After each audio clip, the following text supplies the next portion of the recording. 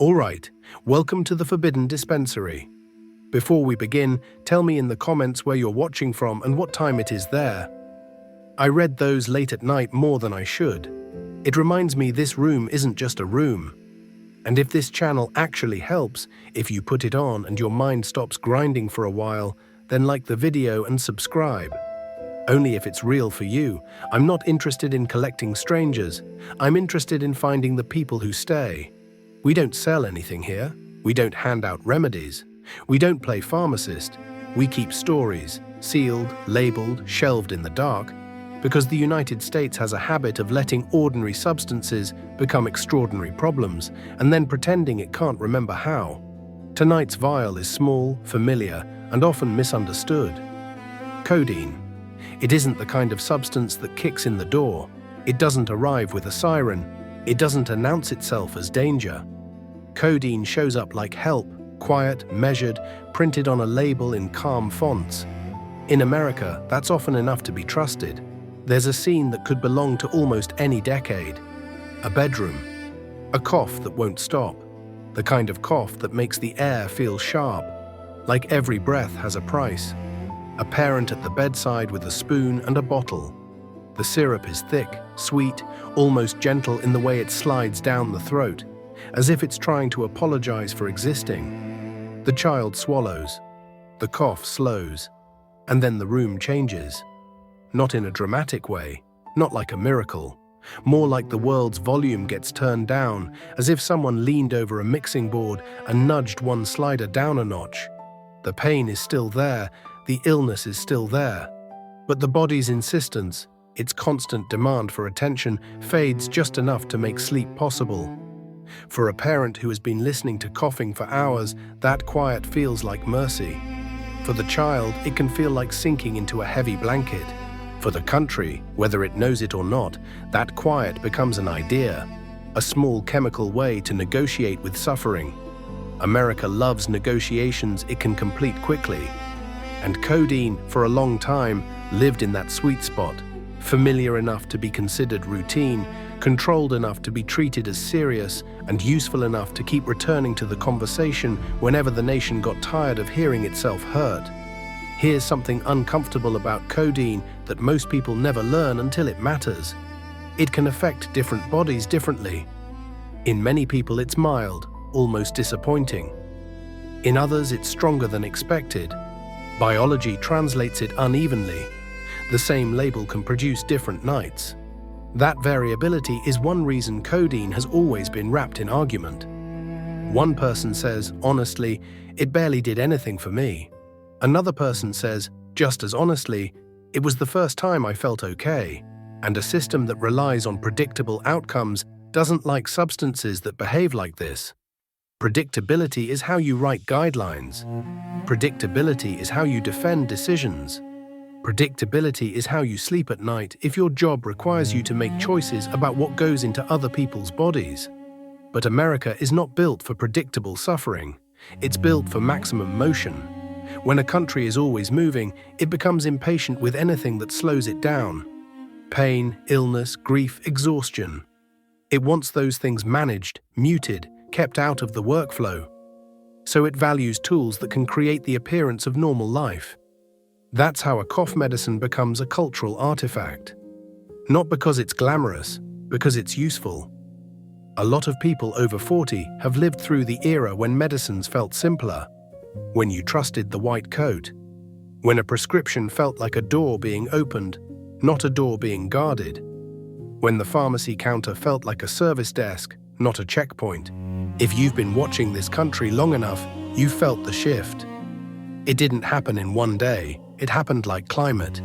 The air changed, conversations got sharper, questions got longer, policies got stricter. The idea of pain relief went from a virtue to a liability.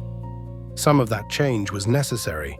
Some of it saved lives, some of it was late, and some of it, quietly, made people feel like criminals for needing relief.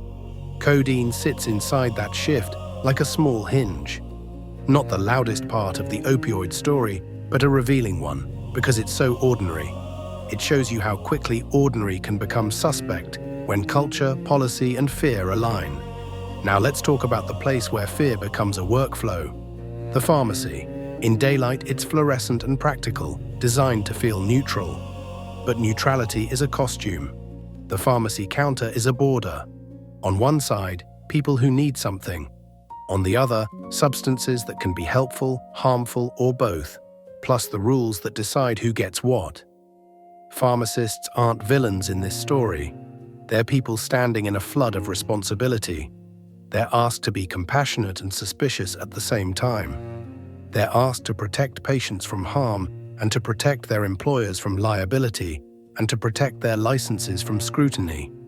They're asked to do this fast, all day, under corporate metrics and staffing shortages, while a line forms behind you and everyone is tired.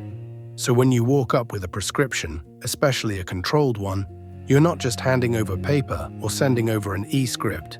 You're stepping into a moral weather system. You can feel it in the way the questions land. Not rude, not always, just edged. You can feel it in the small pause before the pharmacist answers, as if they're measuring the weight of your request against the weight of their risk. And you can feel it in yourself if you're honest, because many people have learned to speak a certain way at that counter. They soften their voice, they avoid certain words, they over-explain, then stop, afraid over-explaining will sound like lying. They try to look responsible, whatever that means now. They try to act like someone who doesn't need anything too badly. Needing something too badly is suspicious in America, even when it's medical, even when it's true. Codeine, because it is both common and controlled, lives in that exact tension. It's the kind of medication that can be entirely appropriate and still feel emotionally charged.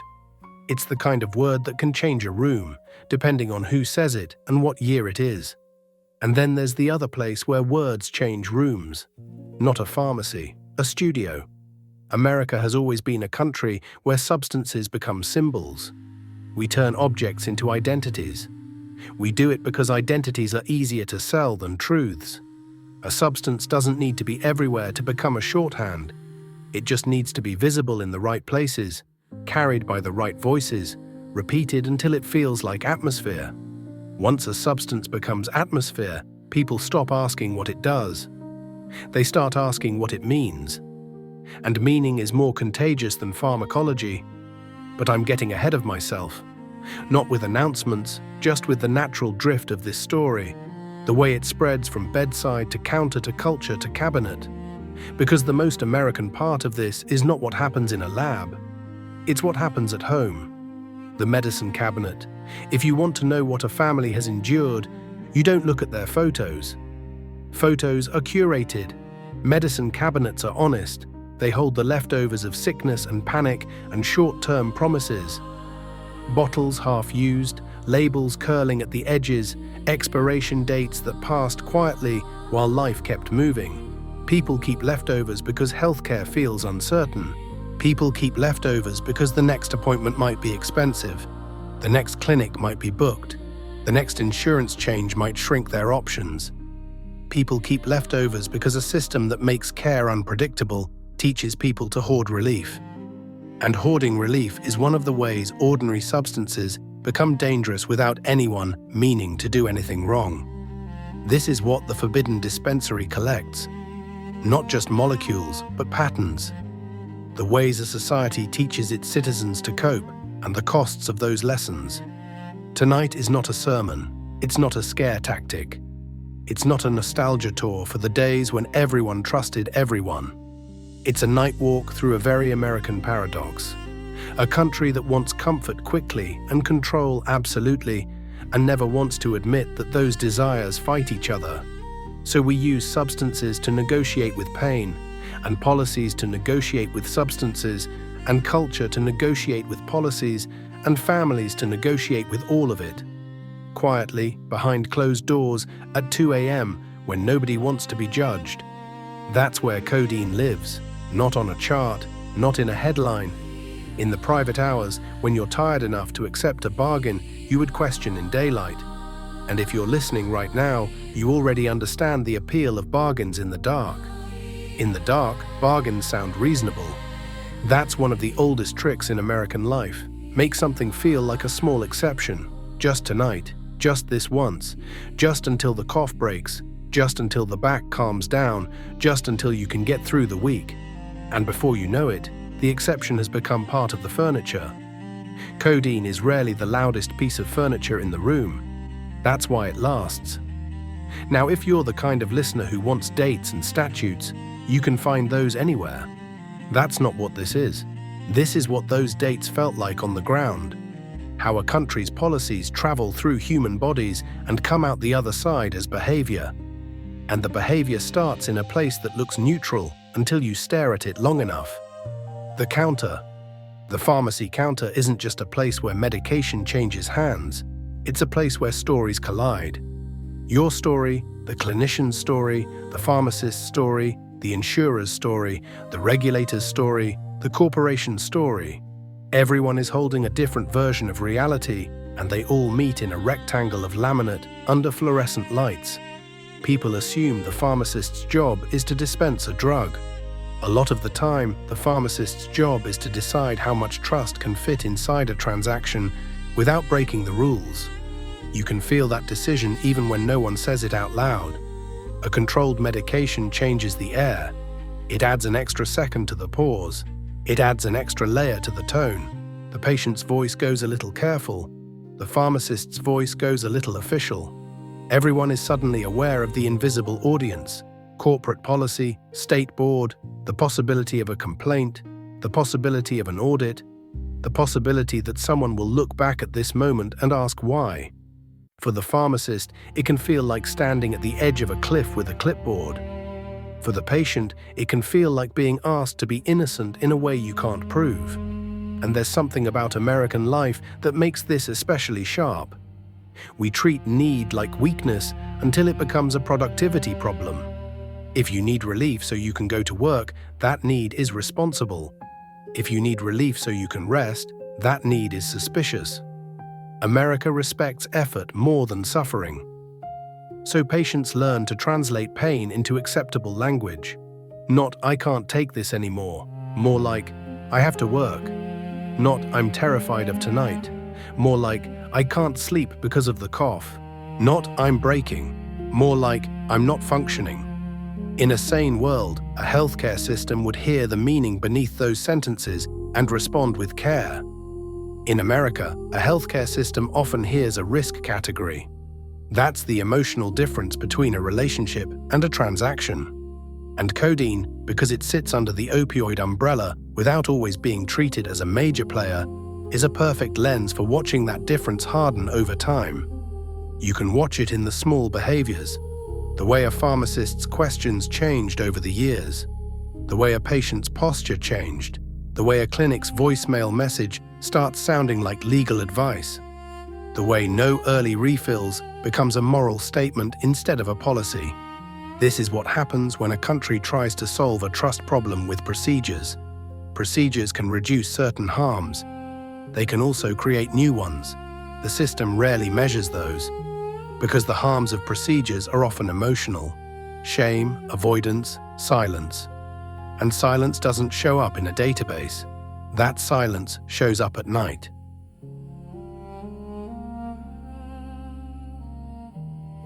A lot of people assume the opioid story is mainly about people chasing euphoria. If you've lived long enough, you know that's not the whole truth. Not even close.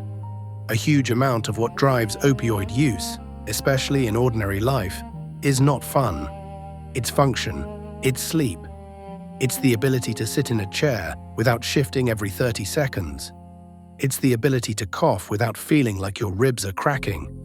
It's the ability to stop your own nervous system from screaming for a few hours. Codeine is deeply tied to that kind of relief. It's tied to cough suppression, to certain pain scenarios, to that in-between space where a clinician wants to help, but wants to keep the help small. Small is a comforting concept. It suggests control. It suggests restraint. It suggests a moral high ground. We are not doing the dangerous thing. We are doing the responsible thing. But the body doesn't care about your moral high ground. The body cares about chemistry, timing, repetition, and context. And context in America is often brutal. Work that doesn't pause, healthcare that costs. family responsibilities that don't wait, loneliness that grows in the dark. In that context, even a small relief can become a big deal.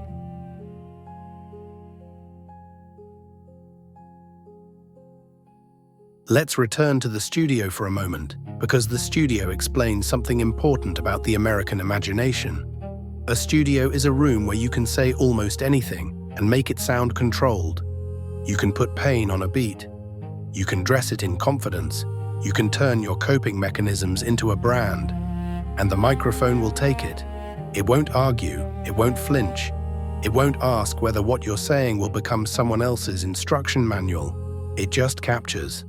That's not the artist's fault, necessarily. It's the nature of symbols.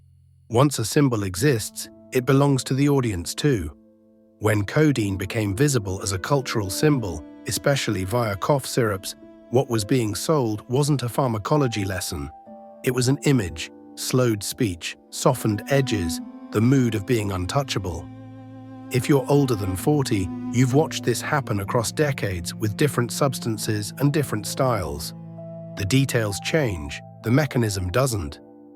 The mechanism is always this. Visibility creates curiosity. Curiosity creates imitation. Imitation creates harm in a subset of people. Harm creates panic. Panic creates rules. Rules create friction.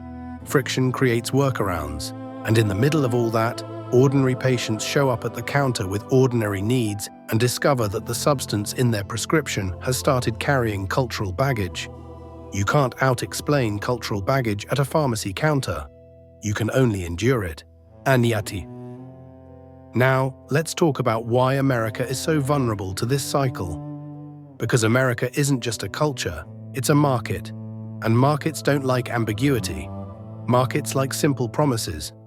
Pain relief is a promise. Cough relief is a promise. Sleep is a promise. Normal life is a promise. So products, legal products, prescribed products, get wrapped in language that makes them easy to accept. Mild, low dose, short term, as needed, responsible. Those phrases are not lies by default. They can be accurate in the right context, but they become dangerous when they're treated as guarantees. Because nothing about opioids is guaranteed. Not the benefit, not the risk, not the way a person will respond. In the American system, those uncertainties get pushed downstream. They land on clinicians, pharmacists, and patients. The corporation gets to say it made a product. The regulator gets to say it wrote rules. The insurer gets to say it covered a plan. The clinic gets to say it followed guidelines. The pharmacy gets to say it complied with policy. And the patient gets to live with whatever happens inside their body. That is one reason these stories feel so personal. The accountability is distributed, the consequences are concentrated. There's a particular cruelty in how this plays out for people who have lived long enough to accumulate chronic issues. If you're over 40, your body has history. It has old injuries. It has wear. It has surgeries that never fully faded into memory. It has inflammation that behaves like a moody neighbor. It has nights when your joints announce the weather. In that stage of life, pain isn't always a crisis. It's a background hum that gets louder when life gets harder. So the idea of a little help is attractive. Not because you want to be out of it, because you want to be in your life. This is where the narrative gets morally confusing for outsiders and morally obvious for people living it. A person can seek relief because they want to keep going and still end up in a complicated relationship with that relief. Codeine can be part of that, especially when it becomes a repeat solution in a world that does not offer enough non-pharmacological support. The United States is very good at prescribing. It is less good at sustaining. Sustaining requires time, staff, follow-up, affordable care, community. Those are expensive. A prescription is comparatively cheap. So the system gravitates toward prescriptions, then panics when the consequences appear, then tightens, then creates desperation, and the cycle spins again. Here's where we walk into the corporate meeting without making it a cartoon. No villains twirling mustaches, just a conference room with bad coffee and clean fonts. Someone presents a slide, patient satisfaction, prescribing trends, risk mitigation, market share. The language is calm, the stakes are human. In these rooms, people rarely cough, people rarely cry. People rarely sit awake at 3 a.m. bargaining with their own nervous system. Spreadsheets don't cough. Spreadsheets also don't record shame. They don't record the moment a person decides not to seek care because they're afraid of being treated like a suspect. They don't record the quiet choices a family makes around a medicine cabinet. But those choices are the real story, and codeine is one of the substances that moves easily between the conference room and the cabinet, between policy and pillow. Because it can be framed as small, and small is how big stories hide. You can see this hiding in the way people talk about codeine. They'll say it's weak. They'll say it's old school. They'll say it's not like the other ones. Sometimes that's said to minimize risk. Sometimes it's said to minimize stigma. Sometimes it's said because people genuinely think it's safer in a way that requires no caution. But the night doesn't care what we tell ourselves. The night cares what people repeat. The night cares what people reach for when they're tired, scared, and alone with symptoms. So the question isn't whether codeine is the worst thing on the shelf. The question is how often a society asks its citizens to solve suffering alone, and what tools it leaves within arm's reach when it does.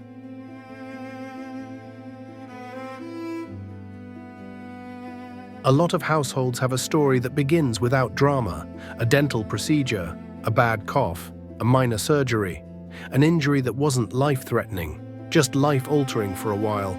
A prescription gets filled, a few doses get used, then it's over. Except it's not over because the bottle remains.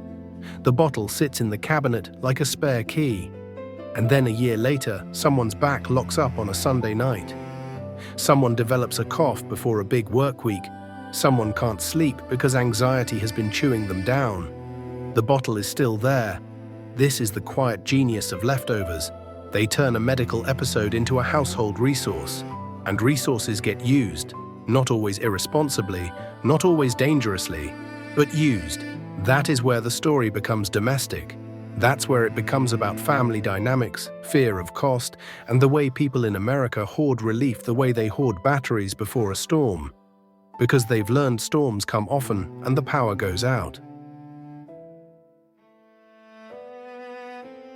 If you're listening and thinking, this is heavy, that's fine. It's supposed to be. But it isn't hopeless. Understanding the pattern is not the same as surrendering to it. The problem is that America often treats these issues like morality plays. Good people, bad people, because morality plays are easier to digest than systems analysis. But morality plays don't help you at 2 a.m. when your ribs hurt from coughing. Systems do. Support does. Consistency does. And that's what makes the codeine story so revealing. It shows you where support is missing, because the substance becomes the substitute for support. We're not going to pretend a vial caused a national crisis. We're also not going to pretend the vial is innocent just because it's common. We're going to treat it like what it is: a chemical object that moves through a human society and changes meaning as it moves. And meaning, in America, can be as dangerous as chemistry. A lot of people hear meaning and think it's something soft, poetry, philosophy, the kind of thing you talk about when you have time. But in the United States, meaning is operational.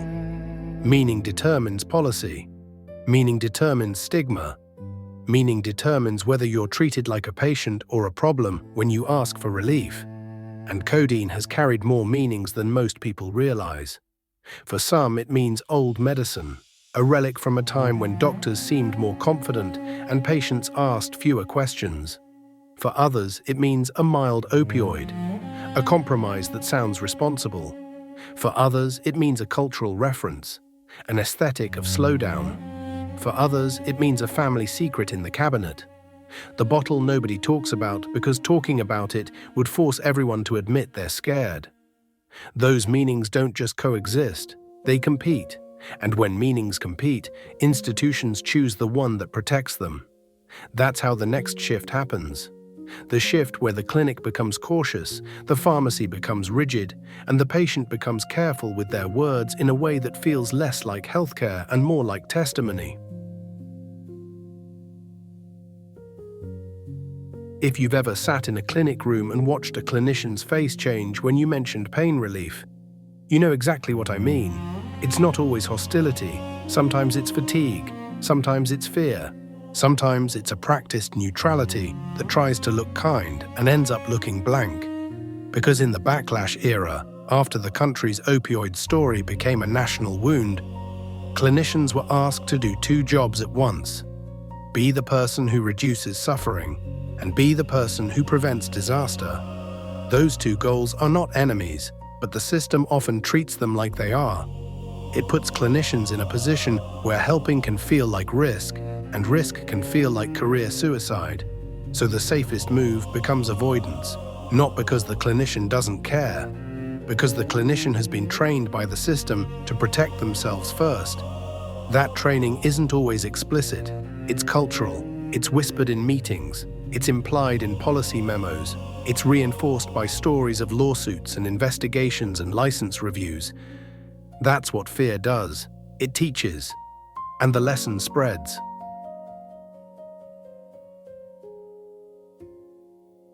Now, this is where I want to slow down and be precise, because precision is respect. Pain is not a simple thing. Cough is not a simple thing. Sleep is not a simple thing. Anyone over 40 has learned this by living inside a body long enough to see its complexity. Yet the American system often demands simplicity. How bad is it? 1 to 10. How long has it been going on? What have you tried? Have you taken opioids before? Are you taking anything else? On paper, these are reasonable questions. In real life, for a patient, they can feel like a cross-examination, especially if you've already been labeled once, especially if you've already had a clinician look at you like a risk category, especially if you've ever had a pharmacist refuse something in a way that made you feel small. That feeling changes how people behave. They stop describing their pain honestly, because honesty can sound emotional, and emotion can be interpreted as manipulation. They start talking like lawyers. They bring printouts. They speak carefully. They try to appear calm, but pain makes people less calm. That's part of what pain is. So the system asks people to perform a contradiction. Be in agony, but don't look like you're in agony, because that might be suspicious. It's a cruel requirement. And it's one reason people retreat into the private solutions in their cabinets. Private solutions don't ask you to prove anything. Private solutions don't ask you to rate your pain. Private solutions don't ask you to behave. Private solutions just work, or they don't. In a world full of judgment, that can be seductive.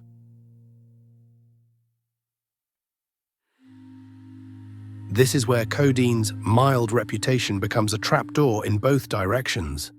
For some clinicians, codeine feels like a compromise. Not nothing, not too much. A way to acknowledge suffering without stepping into the most radioactive part of the opioid conversation. For some institutions, codeine feels like a liability anyway, because opioid is opioid, and liability doesn't like nuance, so codeine becomes inconsistent. Available here, discouraged there. Easy to fill at one pharmacy, treated like a red flag at another. And patients notice. Patients always notice. They may not know the legal categories or the policy memos, but they know the emotional weather. They know when the air has changed. They know when asking will create tension. They know when the system is treating them like a potential story. And when the system starts treating people like potential stories, people start hiding their real stories. That's how healthcare becomes less safe. Not because the system is soft, because the system is afraid. Fear creates secrecy. Secrecy creates harm. If you want to see how quickly fear spreads, watch what happens when a person tries to transfer a prescription. In a normal consumer world, transferring is boring. You move a service from one provider to another and nobody cares. In controlled medication world, transferring is a flare gun. It draws attention. It creates questions. It can trigger refusals. It can trigger delays. It can trigger the kind of quiet humiliation that makes people swear they'll never ask again. For a person over 40, someone who isn't trying to get away with anything, someone who might just be dealing with insurance changes, pharmacy closures, supply issues, travel for work, caretaking responsibilities, this friction feels absurd. But the system isn't built for your life. It's built for its own defense. So people adapt. They pick one pharmacy and cling to it even if it's inconvenient. They avoid changing clinicians even when they should. They hoard leftovers because stability feels fragile. They accept suffering because suffering feels less humiliating than being doubted. That last one is one of the darkest American truths. Some people would rather hurt than be suspected. Now, we need to talk about another quiet driver in this story. Insurance. If you're older, you've watched insurance reshape American medicine like a slow-moving bulldozer. It decides what is covered, what is authorized, what requires failure first, what requires paperwork, what requires patients you don't have. And insurance has a weird effect on pain and cough care. It often makes the fastest solution the most accessible one, even when it's not the best long-term solution. A prescription can be cheaper than physical therapy. A pill can be easier than counseling. A syrup can be quicker than a careful workup. So the system drifts toward what is easiest to approve, easiest to dispense, easiest to code.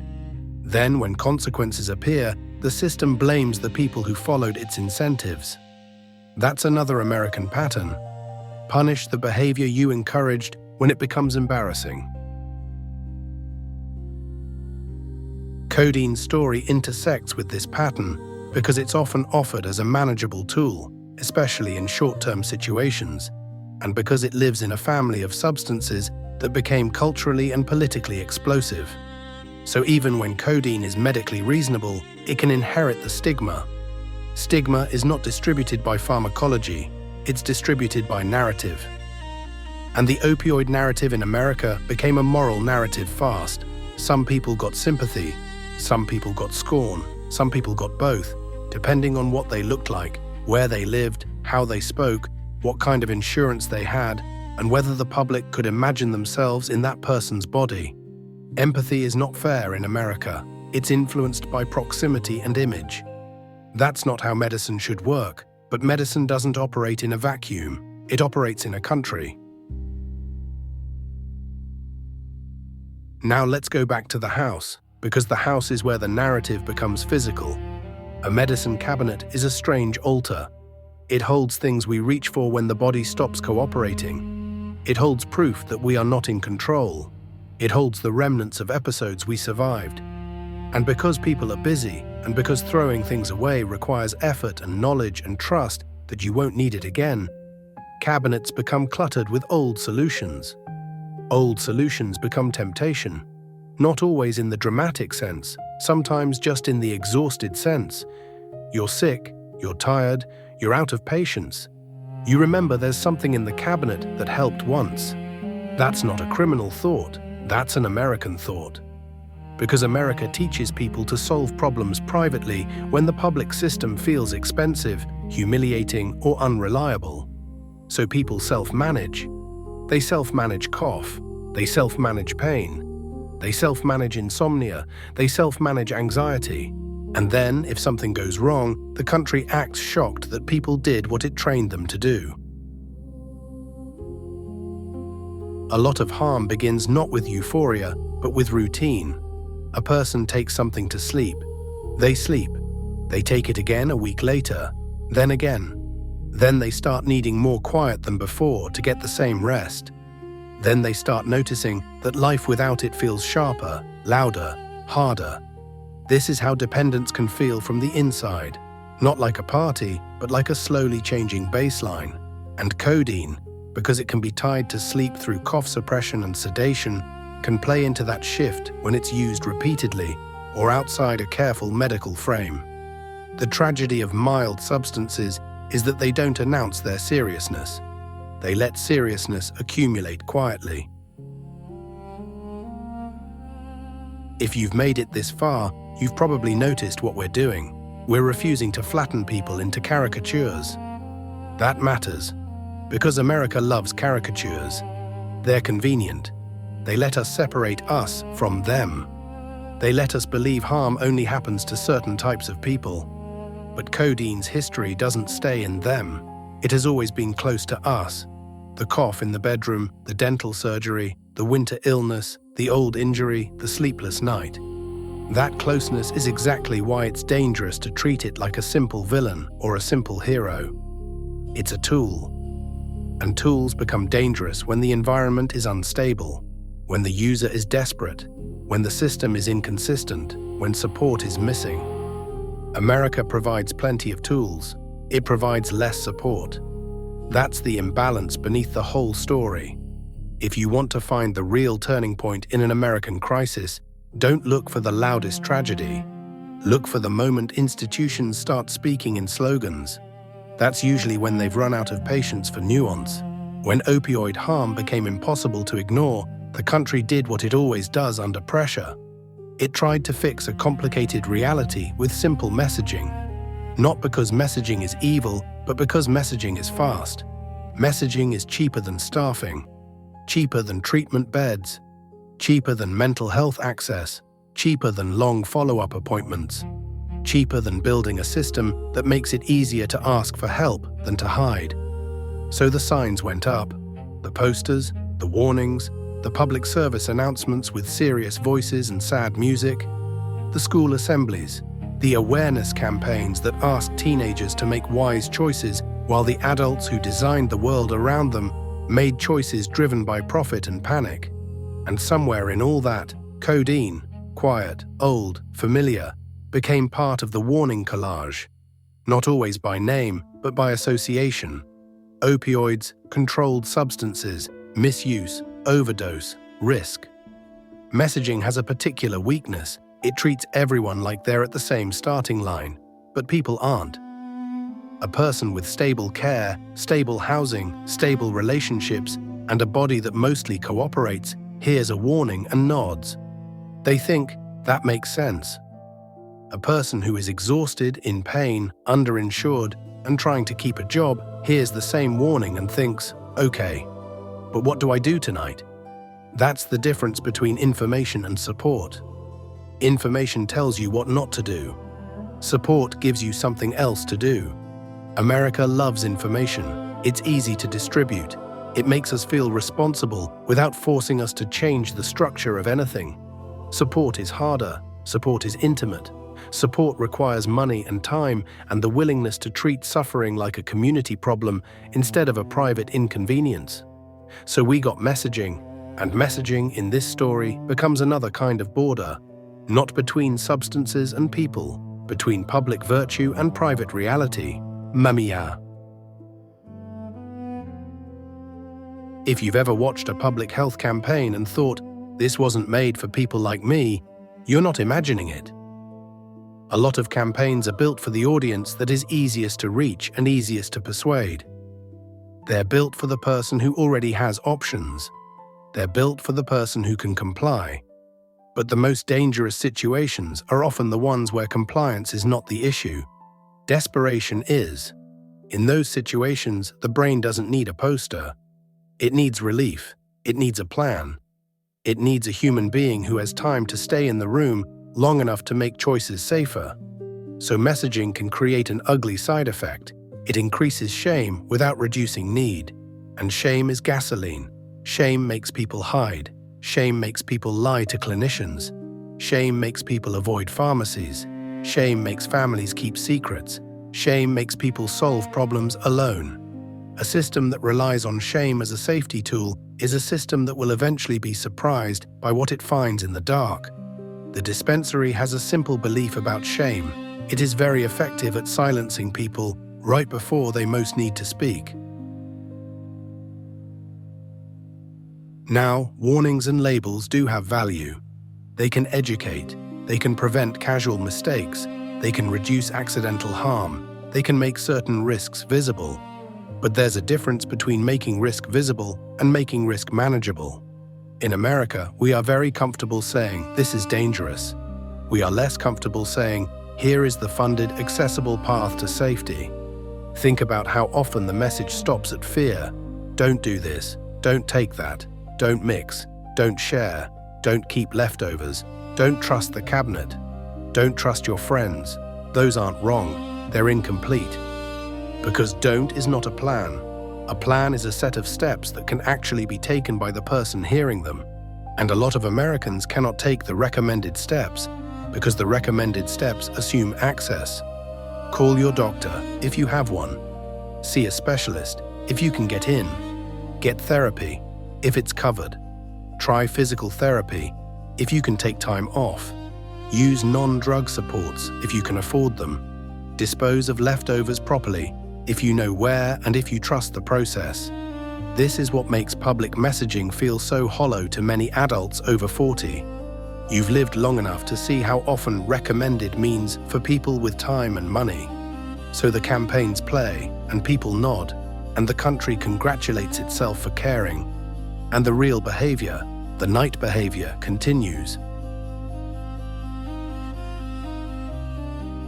There's another side effect of messaging that doesn't get discussed enough. It can unintentionally teach people which substances are worth seeking. This isn't about giving anyone ideas. It's about how human attention works. When you broadcast that something is powerful, scarce, or a big deal, you can increase its symbolic value in certain subcultures. The very act of warning can raise the profile of what you're warning against. America has a long history of accidentally advertising its forbidden items. It's one of the reasons forbidden is such a profitable genre, and codeine, sitting at the intersection of medicine and culture, sometimes becomes part of that forbidden aura even when it's being used responsibly in legitimate care. So the message intended to discourage misuse can also intensify the meaning of the substance as a badge, an identity, a risk to flirt with. That's not because people are dumb. It's because people are human, and humans respond to status, scarcity, and narrative. Now let's bring this back to the household, because messaging always meets reality in the same place. The cabinet. A family hears the warnings. They've seen the news. They know the country is nervous about opioids. They know there are stories, some real, some exaggerated, some both. And they look at their own cabinet and make a decision. Sometimes they dispose of leftovers. That's the best case. Sometimes they keep them, but higher up, more hidden, like hiding turns risk into responsibility. Sometimes they keep them because they're afraid of needing them later and not being able to get help. Sometimes they keep them because a family member is already relying on them and nobody wants to start a war at the kitchen table. Sometimes they keep them because they don't know what else to do. Those are not the choices of villains. Those are the choices of people trying to manage uncertainty. Uncertainty is the secret ingredient in so much American medication behavior. When your future care feels uncertain, you treat medication like a resource, and resources are hard to throw away. This is where messaging runs into the ugly economics of healthcare. A warning label can't lower your deductible, a PSA can't get you an appointment sooner, a school assembly can't staff rural clinics, a poster can't give you paid sick leave. But those things, the boring structural things, are the real determinants of whether people make safer choices consistently. If you want fewer risky nights, you need more stable days. America has spent decades trying to solve nighttime desperation with daytime lectures, and then acting surprised that the nights didn't listen.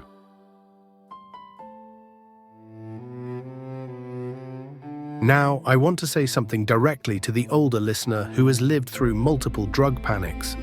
You've seen the cycle. A substance enters the mainstream, harm emerges, the country panics. Messaging escalates, enforcement tightens, and the people who were quietly using the substance as a coping tool, legitimate or not, get pushed further into the shadows. And when people go into the shadows, you lose the ability to help them, because you can't help what you can't reach. This is why the Forbidden Dispensary keeps its voice steady. Panic is loud. It's already everywhere. We don't need more of it. We need to understand what panic does. It turns everything into a binary. Good patient, bad patient, clean, dirty, medicine, drug, victim, villain. But real life is not binary. Real life is a spectrum of nights. And Codeine's story lives on that spectrum. If you're wondering what the country did next, after messaging, this is where the institutional instinct tends to go: enforcement. Not always police in the dramatic sense, though sometimes. More often it's policy enforcement, audits, corporate crackdowns, compliance programs, refusals, tightened dispensing, clinic rules that become harder and harder to bend, even when bending would be humane. Enforcement feels like control. Control feels like safety. And sometimes it is. But sometimes it's just a performance of safety that displaces the problem rather than solving it. Displacement is a theme in this story. The system displaces risk onto pharmacists, onto clinicians, onto patients, onto families, onto the night. And the night takes what it's given. Keep listening the way you've been listening, quietly, without demanding easy answers. Because easy answers are how we got here. And because somewhere, behind a counter and behind a screen, a decision is being made right now that will change someone's night. Not by much, just enough. That's how it always starts. Enforcement doesn't always show up with handcuffs. In American healthcare, enforcement often wears business casual. It arrives as an email with a subject line that looks harmless until you open it. It arrives as a new checkbox in a software system. It arrives as a policy update taped in a break room. It arrives as a quiet phrase that starts circulating in clinics and pharmacies like weather. We can't do that anymore. When a society is afraid, it tries to make fear manageable by turning it into rules. Rules feel clean. Rules feel fair. Rules can be defended. Rules can be taught in training modules and repeated in court without sounding emotional. Rules also don't know who you are. Rules don't know your life. Rules don't know what your body feels like at 2 a.m. That's why enforcement becomes the next act in this story. It's the country trying to replace human judgment with institutional safety. And whenever an institution replaces judgment, somebody pays for it. Often the person with the least power in the room.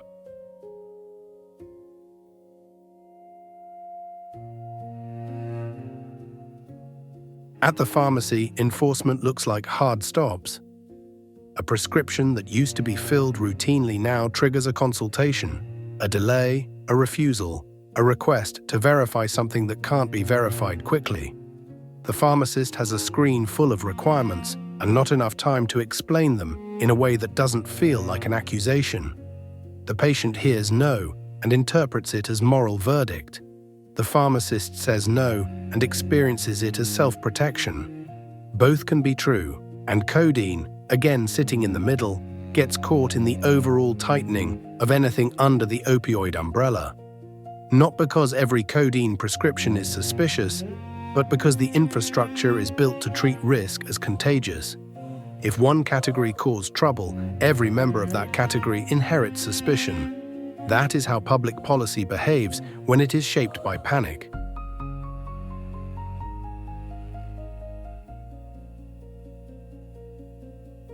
In clinics, enforcement looks like contracts, pain agreements, strict refill policies, mandatory follow-ups, standard scripts about controlled substances, random testing in some settings, documentation that reads like a legal brief. Sometimes these measures are implemented thoughtfully. Sometimes they genuinely reduce harm. Sometimes they identify problems early and lead people towards safer care. But sometimes the measures become performative, designed less to help a patient and more to protect an institution. When that happens, care becomes conditional in a way that feels humiliating. And humiliation, as we've said, has consequences. It doesn't just hurt feelings, it changes behavior. It makes people miss appointments because they feel unwelcome. It makes them stop disclosing what they've taken. It makes them avoid care until they're in crisis. It makes them look for solutions outside the system. Enforcement can increase the very risks it's trying to reduce if it's not paired with real support. America is very good at pairing enforcement with speeches. It's less consistent about pairing enforcement with resources. Now, to understand why enforcement tightened the way it did, you have to understand what institutions fear most. Not harm, liability. Harm is tragic. Liability is contagious. Liability spreads through systems. It spreads through networks and corporations and licensing boards. It spreads through headlines and lawsuits. It spreads through fear of being named, fear of being blamed, fear of being the example in someone else's training. So institutions build policies to prevent being blamed.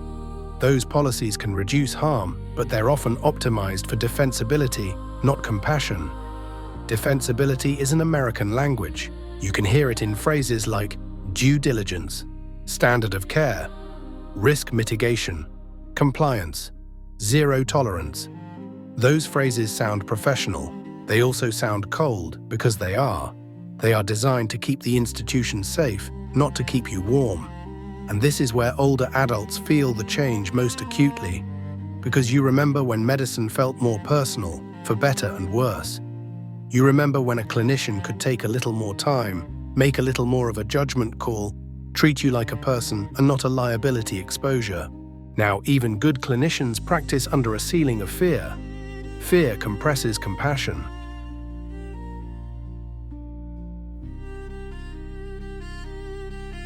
Codeine's place in this enforcement landscape is complicated because it often looks like a reasonable opioid choice in certain short-term situations, especially compared to stronger options. But enforcement doesn't love reasonable, it loves consistent. Reasonable requires judgment. Consistency requires rules. So codeine can become either a cautious compromise or an unacceptable risk, depending on which institution you encounter and what year you encounter it. That inconsistency is maddening to patients, especially older patients who are used to planning their lives around routines. Inconsistency makes people feel like the system is arbitrary. When the system feels arbitrary, people stop cooperating out of trust and start cooperating out of fear. Fear-based cooperation is brittle. The first time it cracks, the person who suffers is not the policy author.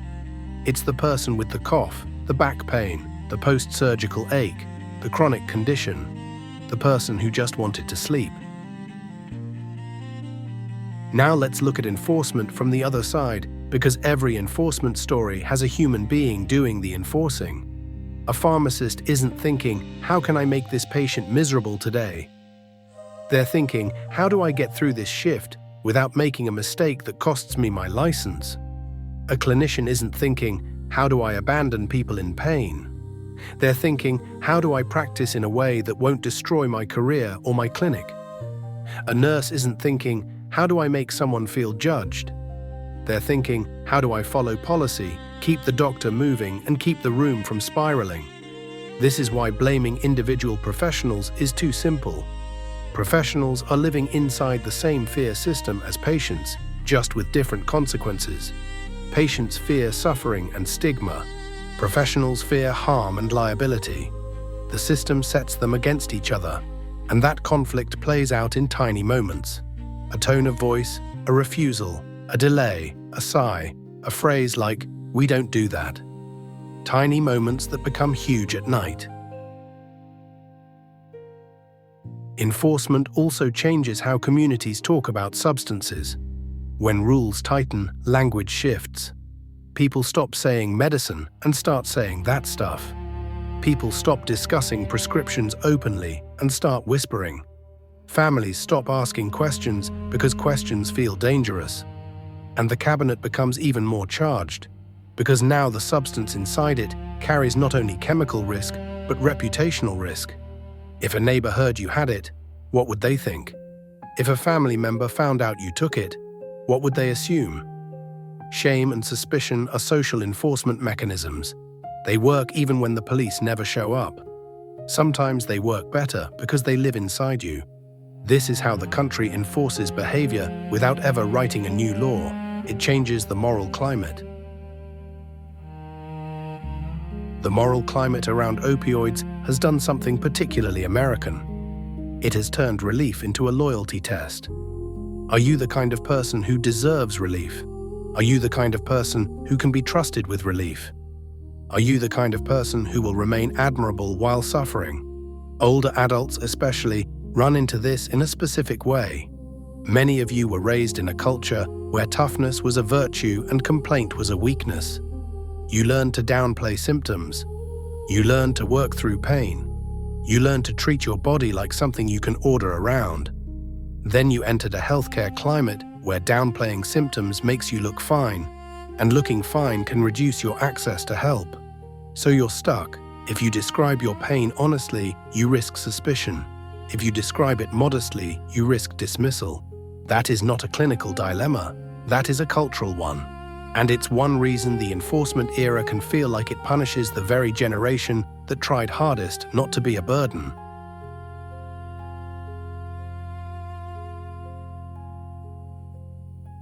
Now, I want to return to codeine one more time before we move deeper into the consequences of enforcement, because codeine is easy to lose in the shadow of bigger opioids. Codeine is a hinge drug in the American imagination. It's not the worst, which makes it easy to minimize.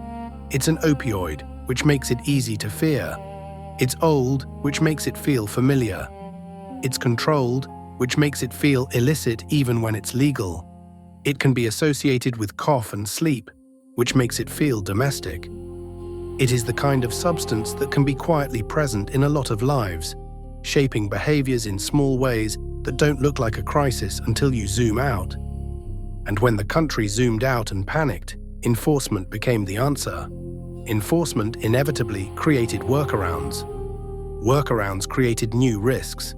New risks created new rules. This is the loop. America is very good at loops. You can feel the loop most clearly in the emergency room, not because the ER is where the loop begins, but because it's where the loop shows its bill. When enforcement and friction push people away from steady care, problems don't disappear. They arrive later, louder. They arrive as complications, as crises, as nights that can't be managed with a cabinet bottle or a tough attitude.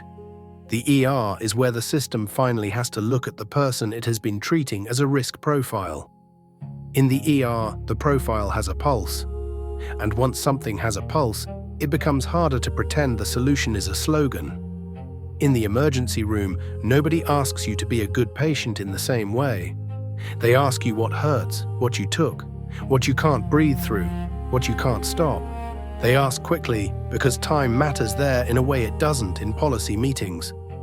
But even in the ER, you can feel the country's fear in the questions. The way they're phrased, the way the answers are weighed, the way certain words change the room. Pain, opioids, codeine, those words carry a shadow now, and shadows don't stay in one place. They move from news segments into triage, from legislation into bedside manner, from corporate policy into how a nurse looks at you when you admit you didn't know what else to do. The emergency room is where enforcement meets consequence. It's where the system sees the human being after the friction has done its work. And that's why the ER is such an important character in this story. It doesn't just treat illness, it reveals what the rest of the system has failed to handle. But the story isn't only about the ER. The story is about what happens in the hours before the ER becomes the only option. The hours at home when the cough won't stop and the pain won't let you lie still, and the mind begins to negotiate. Older listeners understand negotiation. You've negotiated with bodies that don't behave. You've negotiated with insurance. You've negotiated with jobs that don't care how you feel. You've negotiated with family responsibilities that show up whether you're well or not. You've negotiated with your own pride. So when the system tightens and you are told, directly or indirectly, to deal with it, you do what Americans do. You improvise. Improvisation is a virtue in this country until it becomes a scandal. When a person improvises relief using whatever is close, it's called misuse. It's called bad choices. It's called reckless. But those labels skip the part that matters most: why improvisation felt necessary. A lot of improvisation is driven by two simple American forces: time poverty and money fear. Time poverty: you can't take off work for a follow-up. You can't sit in a waiting room for 3 hours. You can't drive 40 minutes to a clinic that can't see you anyway. You can't spend weeks trying to get a referral approved. Money fear: you don't know what the bill will be. You don't know what insurance will deny. You don't know how many small appointments add up to a crisis in your bank account. In a rational system, those fears would be treated as health risks. In America, they're treated as personal problems, so people solve them privately. This is where the home returns, not as a cozy setting, but as the real clinic most people rely on. The kitchen, the bathroom, the bedroom, the cabinet. The medicine cabinet is where the official healthcare system leaves its residue. It's where past prescriptions become future options. It's where as needed becomes as available. If you've ever opened a cabinet and seen a bottle with your name on it from 2 years ago, you know the strange feeling. It's not necessarily temptation, it's possibility. Possibility is powerful when you feel trapped. Codeine-containing medications, when they exist in the household, can become part of that possibility. Not always in a dramatic way, often in a small, tired way. The kind of tired that makes a person treat relief like a tool and risk like something that happens to other people. That's not arrogance, that's fatigue. Fatigue makes everybody a little superstitious. It makes people believe in whatever worked last time, and the body remembers last time very clearly.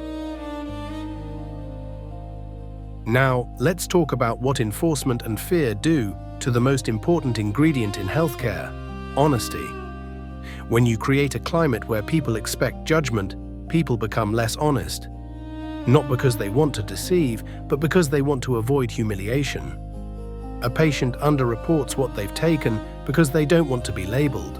A patient exaggerates pain because they've learned mild language gets ignored. A patient switches providers without explaining why, because explaining feels dangerous. A family hides bottles from each other because confronting the truth would start a fight nobody feels equipped to have. And clinicians become less honest too, in a different way. They become cautious in language, cautious in documentation, cautious in what they promise. They begin to practice in a defensive dialect. All of this reduces the quality of care. Care requires truth. When truth feels unsafe, people choose safety. But the safety they choose is often the short-term kind: privacy, avoidance, control over the narrative. That short-term safety can lead to long-term danger. This is how stigma becomes a medical risk factor.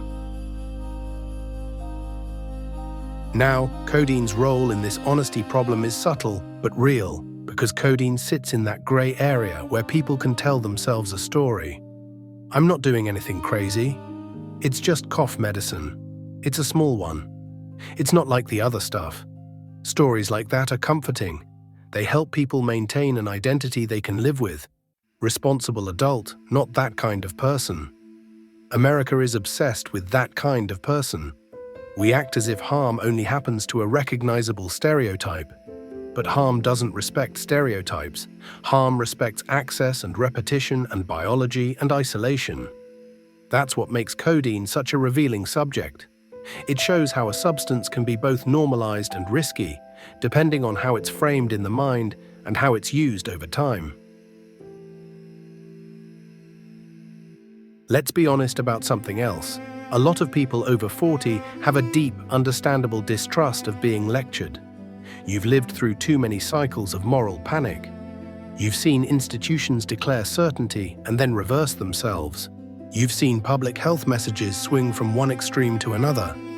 You've seen safe become dangerous, dangerous become managed, and managed become don't talk about it. So when the system says, we're tightening to keep everyone safe, many adults hear an unspoken second sentence, and if you suffer, that's your problem. That's why some people opt out of the official system when it comes to relief. Not because they hate medicine, because they no longer feel included in its compassion. Once compassion feels conditional, people stop volunteering their vulnerability. And vulnerability is the beginning of treatment. This is where the story starts pointing toward the most difficult topic in the whole cabinet: the difference between dependence and addiction, and the way America collapses them into one moral label.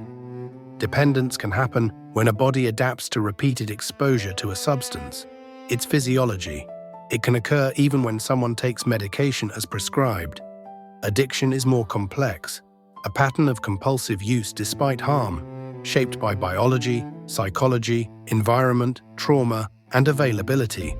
The problem is that the public conversation doesn't like complexity. It likes condemnation. It likes a single word that can carry disgust. So people who are dependent get treated like they're morally failing. People who are addicted get treated like they're criminals. And people who are simply afraid of pain, afraid of insomnia, afraid of withdrawal, afraid of being judged, get treated like they're suspicious for asking questions. This collapse is one reason Codeine's story matters, because codeine can be part of legitimate care, and it can also be part of a pattern that becomes difficult to unwind. And the shame around that difficulty keeps people from seeking help early. Help early is how you prevent disaster. Help early requires a system people trust. Now go back to the ER with me, just for a moment. A patient is honest. I took some leftover medication because I couldn't sleep. The clinician's face tells them what the country thinks. Not always cruelly, sometimes with sympathy, sometimes with resignation, sometimes with irritation. But the patient sees it and learns something. They learn, tell the truth and you might be judged. So next time, they tell less truth. This is not how you build safety. Safety is built by making honesty survivable. And that's a design choice. Making honesty survivable sounds like a nice phrase until you realize what it implies. It implies the system has to tolerate human mess, not just tidy suffering.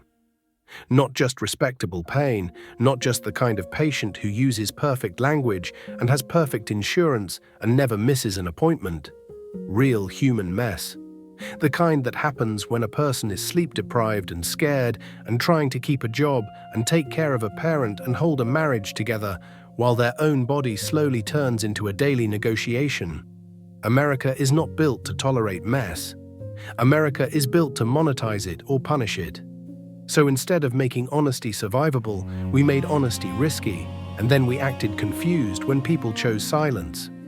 Nowhere is that more visible than in the way the country talks about dependence. If you're older than 40, you remember when dependence was a quiet medical fact. It wasn't flattering, but it wasn't a scarlet letter either. It meant the body adapted. It meant you had to taper carefully. It meant you needed a plan. Then the opioid crisis narrative grew louder and dependence got glued to shame.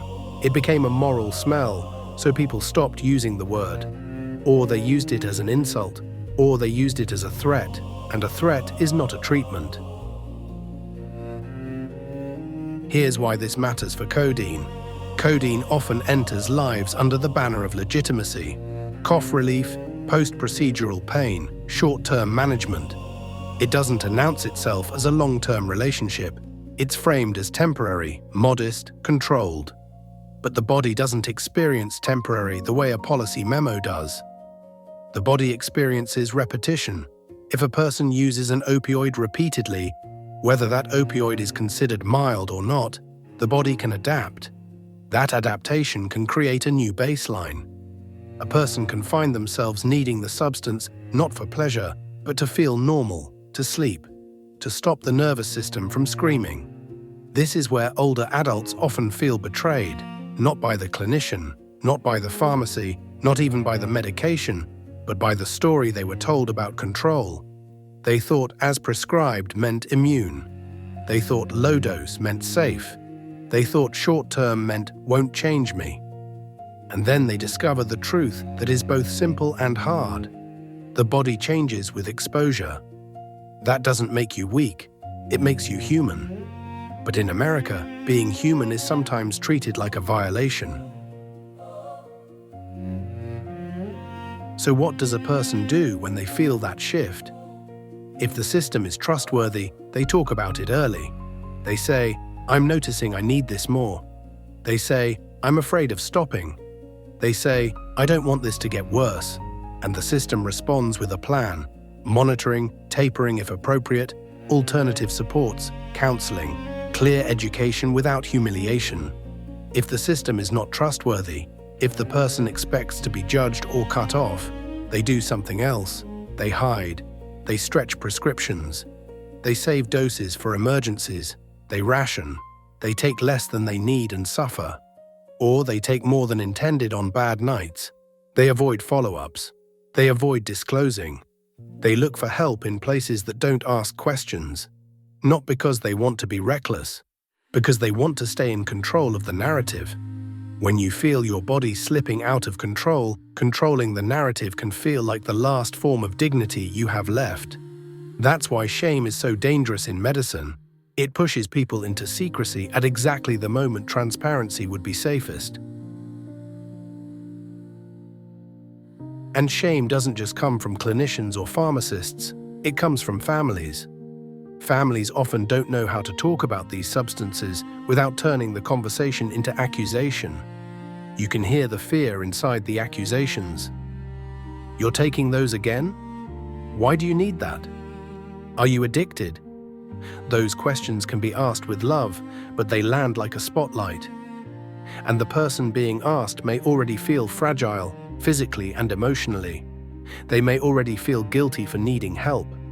They may already be terrified of being seen as that kind of person. So they lie, they minimize, they deflect, they hide bottles. They take doses in the bathroom, like a teenager hiding cigarettes. This is one of the saddest images in modern American life. Grown adults hiding medicine from the people they love because the culture has made honest conversation impossible. The substance isn't the only problem. The silence is. Now, let's take a step back and acknowledge something that complicates the story further. The crackdown era didn't just create shame. It also created a kind of clinical loneliness. Clinicians were told to reduce opioid prescribing. Many did. Some did responsibly, with planning and support. Some did abruptly, because policy demanded speed and institutions feared liability. When tapering or discontinuation is handled poorly, people can suffer profoundly.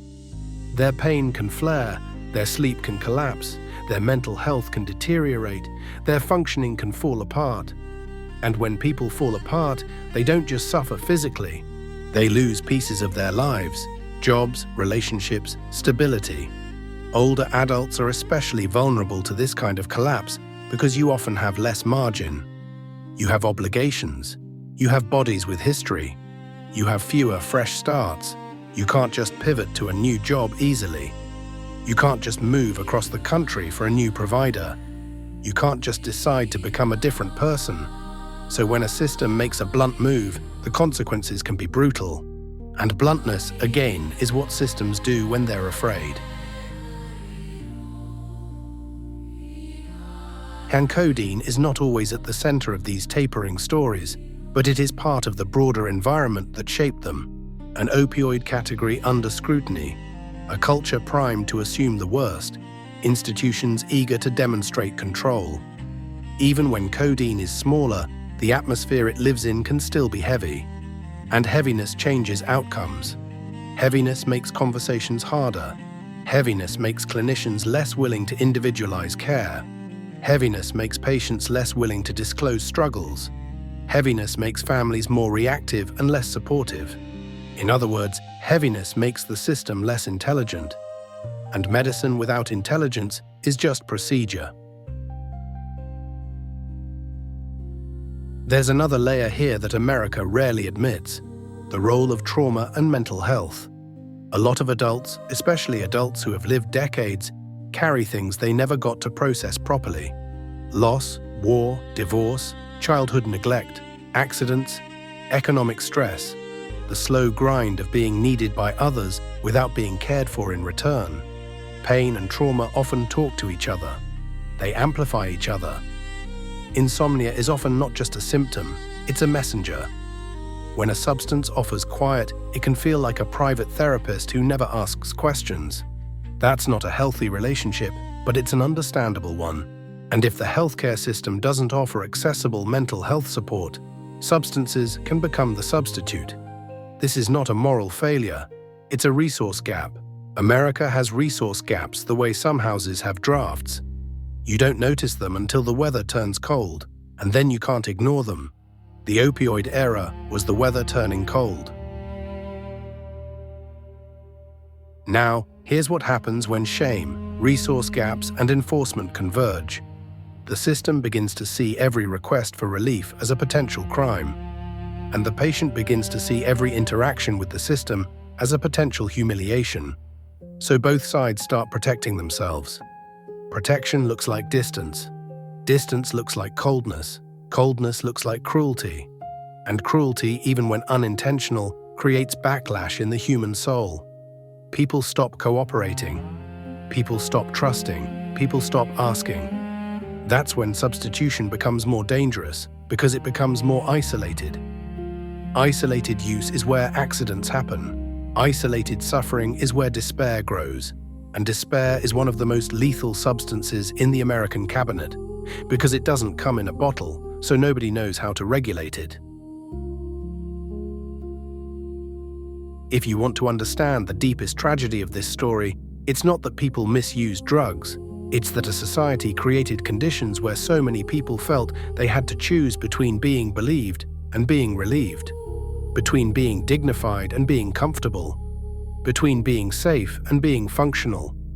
Those are not choices people should have to make, and yet millions have made them quietly, without headlines.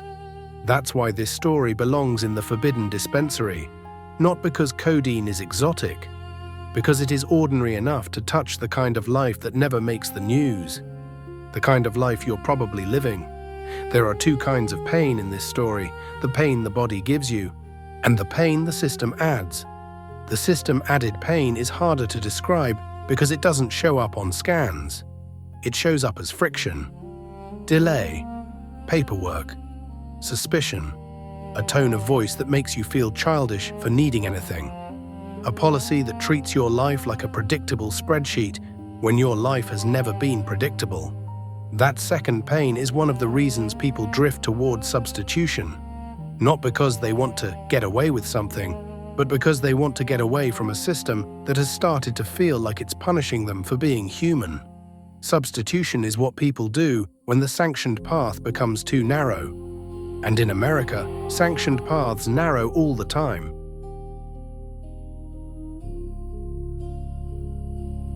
Substitution doesn't always look dramatic. Sometimes it looks like a person simply enduring more than they should. They stop asking for help. They stop mentioning how bad the nights are.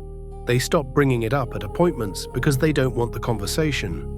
Endurance is celebrated in this country, so this kind of substitution can even feel like virtue. But endurance has a cost. It can turn manageable problems into emergencies. It can turn treatable conditions into chronic suffering. It can turn people mean, not because they're bad, but because pain rewrites personality when it goes on long enough. If you've lived with chronic discomfort, you know what I mean. Pain doesn't just hurt, it narrows you. It reduces your generosity. It changes the way you hear other people's voices. It turns your attention into a scarce resource, and you become protective of it. So some people substitute care with endurance, and endurance for many eventually breaks. Other substitutions are more chemical. This is where I have to be careful, not because the topic is taboo, but because I'm not here to give anyone a menu. What matters is the pattern. When people can't access controlled quiet through a stable relationship with care, they seek quiet through what's available. Available can mean over-the-counter sedating things. Available can mean alcohol. Available can mean old prescriptions in the cabinet. Available can mean pills shared by a friend who thinks they're being kind. It can mean layering. It can mean guessing. It can mean the kind of risk people don't recognize as risk because it happens in a kitchen, not in an alley. And the American mind has a bias. We treat the kitchen as safe. We treat the alley as dangerous. But chemistry doesn't care where you are standing. Codeine sits awkwardly in this landscape because it can be part of legitimate medical care, And it can also be part of domestic improvisation. It can be the prescribed tool, or the leftover tool, or the whispered about tool. It's also a substance that can feel manageable enough to self-justify. That self-justification is powerful. It's just to sleep. It's just for this cough. I'm not doing anything crazy. I'm not like those people. Those sentences are not evidence of malice. They're evidence of fear. Fear of being seen as reckless. Fear of being associated with a national crisis. Fear of losing dignity. America's opioid era taught people to protect their identity first. Because once your identity is stained, the system becomes colder. So people cling to the idea that what they're doing is different, even when the risks aren't that different. Substitution is also shaped by geography, and this is where the story becomes very American. In some places, urgent care is down the street. In others, the nearest clinic is an hour away. In some places, pharmacies are plentiful. In others, they've closed, consolidated, or reduced hours. In some places, there are specialists. In others, there are waiting lists that feel like a joke. If you live in a care desert, your medicine cabinet becomes your primary care. That's not a metaphor, that's an infrastructure statement. And infrastructure determines behavior more than moral character ever will. This is why two people can face the same symptoms and make very different choices. Not because one is good and one is bad, because one has access and one doesn't. America loves individual explanations for structural problems. It's one of our favorite ways to avoid fixing them. Now, take the care desert and add one more American ingredient: cost. Even people with insurance delay care because they can't predict what it will cost. A system that makes the price unknowable teaches people to avoid using it until they can't avoid it. So they substitute, they wait, they endure, they self-manage, they borrow, they ration, they try to treat healthcare like a utility bill they can postpone. But your body is not a utility company. It doesn't care about your budget. At some point, it demands payment. And when payment comes due, it often arrives as an emergency. That's why the ER sees the end of so many substitution stories. The ER is where private coping meets public consequence.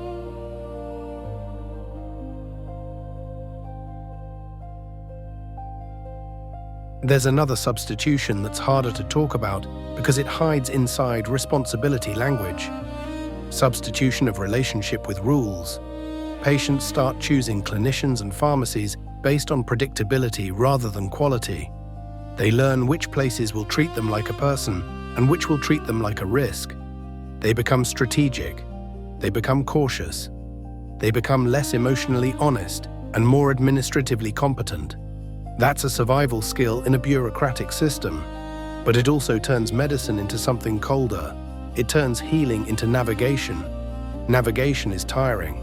People who are sick do not need another job. Yet in America, being a patient is often a part-time job, and for some people it becomes full-time. This burden pushes people back toward the cabinet again and again because the cabinet doesn't require paperwork. If you're older, you've probably witnessed the social version of substitution too. The way families become quiet around certain topics. The way people avoid mentioning medications at gatherings.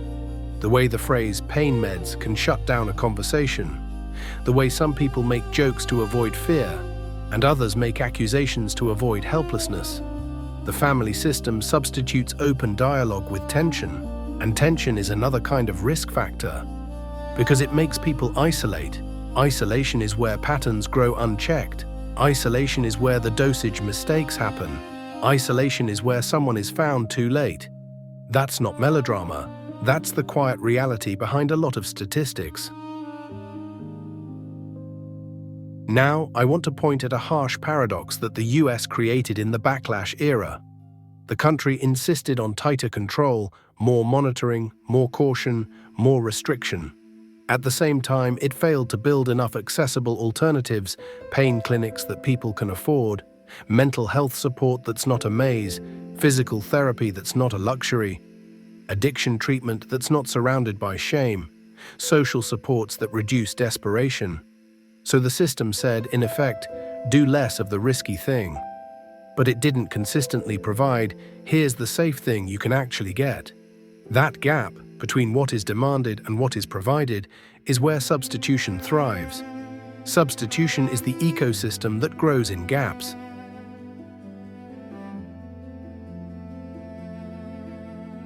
What codeine, because it can be both medical and symbolic, becomes one of the substances that reveals the gap most clearly. When it's prescribed thoughtfully, it can represent care, a clinician acknowledging suffering and offering relief with boundaries. When it's avoided reflexively, it can represent fear, the system protecting itself by withholding. When it sits forgotten in the cabinet, it represents uncertainty, the household's attempt to keep control over future nights. When it's used privately, it can represent desperation, the person solving a problem without support. Same molecule, different meaning, different risk. That is the core of the American drug story. The context does as much as the chemistry. And because context matters, the next thing to understand is how context got replaced by surveillance. How databases and flags and compliance tools, built to reduce harm, can also drive behavior into more isolated spaces. Because when people feel watched, they don't always become safer. Sometimes they become quieter. And quieter is not always better. Sometimes quieter is how trouble survives. Surveillance is one of those words that sounds dramatic until you realize how ordinary it has become. In healthcare, surveillance wears a friendly name, a monitoring program, a risk tool, a safety feature, something that exists on paper to prevent harm, and it can prevent harm. But surveillance also changes the emotional physics of a room. It makes every interaction heavier because it introduces a third party that nobody can see and nobody can argue with. The record. If you're over 40, you've watched records change from paper to screens, and you've watched screens change behavior. The presence of a screen can turn a conversation into a performance. The person behind the screen becomes an operator. The person in front of it becomes a subject. That's not what anyone intends when they build a safety tool. It's just what happens when the tool becomes a climate. A clinician looks at a patient and then looks at the database. A pharmacist looks at the prescription and then looks at the system. An insurance company looks at a claim and then looks at an algorithm. And slowly, the meaning of care shifts. Care becomes something that has to be justified. Relief becomes something that has to be defended. The patient becomes something that has to be assessed. This is the quiet transformation. Medicine turns from relationship to compliance. And compliance has a peculiar effect on human beings. It can create safety. It can also create rebellion. More often, it creates a third thing: strategic silence. Strategic silence is what people practice when they believe the truth will cost them. They tell enough truth to get through the interaction, but not enough truth to be fully helped. They omit details that feel risky to disclose. They avoid certain words. They learn the shape of the system's suspicion and adapt their language to fit around it. This is not drug-seeking behavior. This is survival behavior in a stigmatized environment. And it is exactly the kind of behavior that makes outcomes worse. Because medicine needs information. When information is filtered through fear, clinicians make decisions with partial maps. Partial maps lead to wrong turns.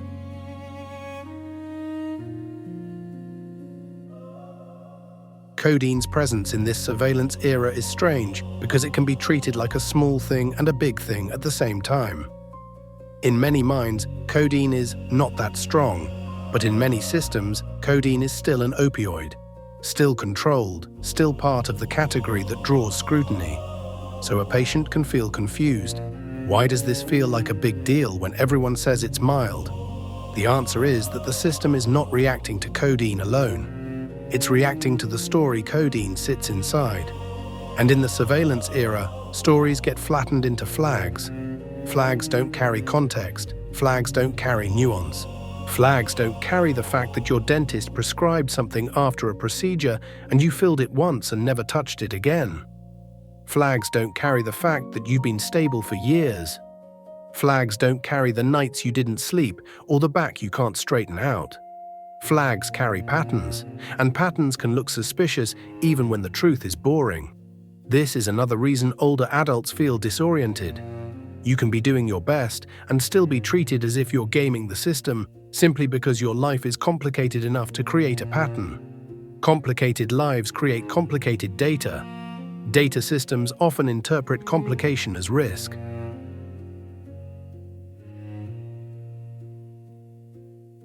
It's not just patients who change under surveillance. Clinicians change too. They start charting like someone might audit them because someone might. They become careful with empathy because empathy can be misinterpreted as too permissive. They start practicing in ways that are easier to defend rather than easier to live with. They may avoid certain medications, not because they are medically wrong, but because they are administratively exhausting. When a clinician is already drowning in documentation, the prospect of extra justification can be enough to steer them away from a treatment option, even a reasonable one. This is how bureaucracy shapes pharmacology without ever touching a molecule. The molecule stays the same. The paperwork changes the outcome. Pharmacists, too, become different people under surveillance. They become less conversational, more procedural. They ask questions they don't enjoy asking. They develop a tone that is meant to sound neutral and ends up sounding accusatory. They become guardians of a system they didn't design. And patients, sensing this shift, become guarded back. Everyone becomes guarded. That is what surveillance does when it becomes a culture. It turns healthcare into a low-trust environment. Low trust is not a small problem. Low trust is a health hazard, because low trust pushes people away from early help and toward late crises.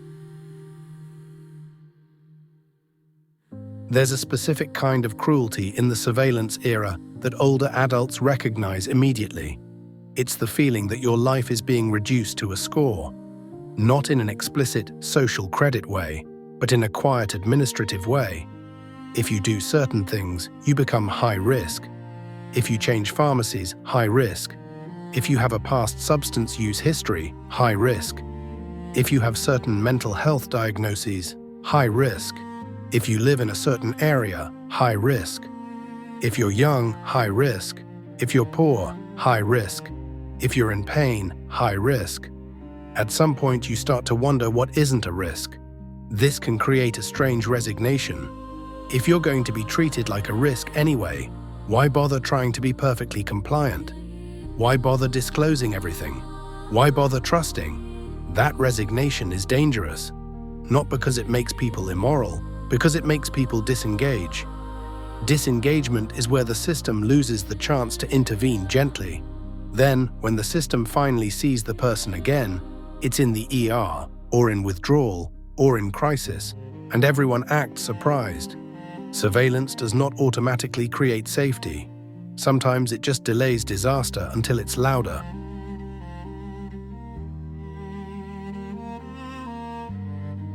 Now, there's a deeper American irony here. We built monitoring to catch people doing things wrong, but we didn't build enough support to help people do things right. We built detection more aggressively than we built care. Detection is easier. Detection feels strong. Detection is measurable. Care is messy. Care requires time. Care requires trust. So the system invested in what it can count, and then it used those counts to shape policy. This is one reason you see broad, blunt approaches. Because blunt approaches are easy to justify with numbers. Numbers can show fewer prescriptions. Numbers can show fewer pills. Numbers can show compliance. But numbers don't show substitution. Numbers don't show the silent bottle in the cabinet. Numbers don't show the drink poured at midnight because the person can't sleep. Numbers don't show the person who stopped seeking care. The system can congratulate itself with the numbers and still be losing the real battle in the dark. This is where the story feels bleak, but it's actually where clarity begins. Because once you see the pattern, you can see the real point of leverage. The leverage isn't just more rules or less rules. The leverage is rebuilding enough trust that people can speak early, ask questions without shame, and get alternatives that aren't fantasies. A system that wants fewer overdoses needs more conversations. A system that wants less misuse needs more accessible pain care. A system that wants fewer cabinet tragedies needs easier disposal and better education without moral theatre. A system that wants less secret suffering needs more public support. Those are expensive solutions, but they are cheaper than funerals. America just has trouble paying for prevention when the prevention looks like compassion. And codeine once again helps you see it, because it sits right at the seam between everyday medicine and opioid story. It's not dramatic enough to command attention on its own, which means it gets shaped by whatever the larger environment is doing. When the environment becomes surveillance-heavy, codeine becomes heavier too, not chemically, but socially. Patients feel watched, clinicians feel watched, pharmacists feel watched. And watched people do one thing reliably. They become careful with what they reveal. Carefulness is not the same as safety. Sometimes carefulness is just silence with good posture. Silence with good posture is a very American skill. We learn it early, in school, at work, in families where feelings were treated like inconveniences. You learn to keep your voice even while something inside you is screaming. You learn to smile while you're being dismissed. You learn to nod at rules that don't fit your life because arguing feels pointless and expensive. Then you bring that skill into healthcare, and healthcare under surveillance rewards it, until it doesn't. Because silence with good posture can get you through the appointment, but it won't necessarily get you treated well. It can keep you from being labeled, but it can also keep you from being helped. That's the paradox. Now, as surveillance became normal, the next layer of the system tightened. Corporate standardization. This is where medicine starts to feel less like a profession and more like a franchise.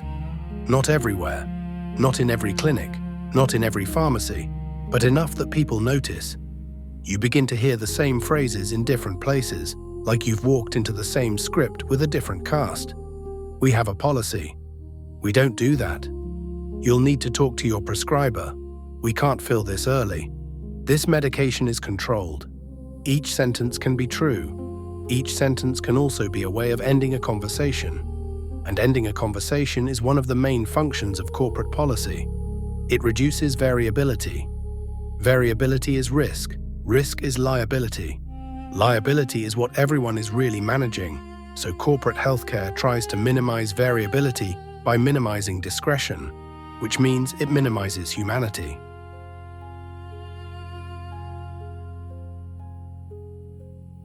For pharmacists, corporate standardization can feel like being handed a set of rules that are both strict and vague. Strict enough to constrain you, vague enough to leave you holding the blame if something goes wrong. That's a uniquely stressful position. You're asked to be both compliant and intuitive, both consistent and discerning. You're asked to spot red flags without being allowed to define them clearly. You're asked to deny some requests without turning the denial into a fight. So pharmacists develop coping mechanisms. They become brisk, they become quiet, they keep their tone flat to avoid escalation. They default to no in borderline situations because no is safer than yes in a liability culture. To a patient, this can feel like contempt. Often it isn't contempt, it's burnout. Burnout is not an excuse, but it is an explanation. And explanations matter if you're trying to understand why the system behaves the way it does.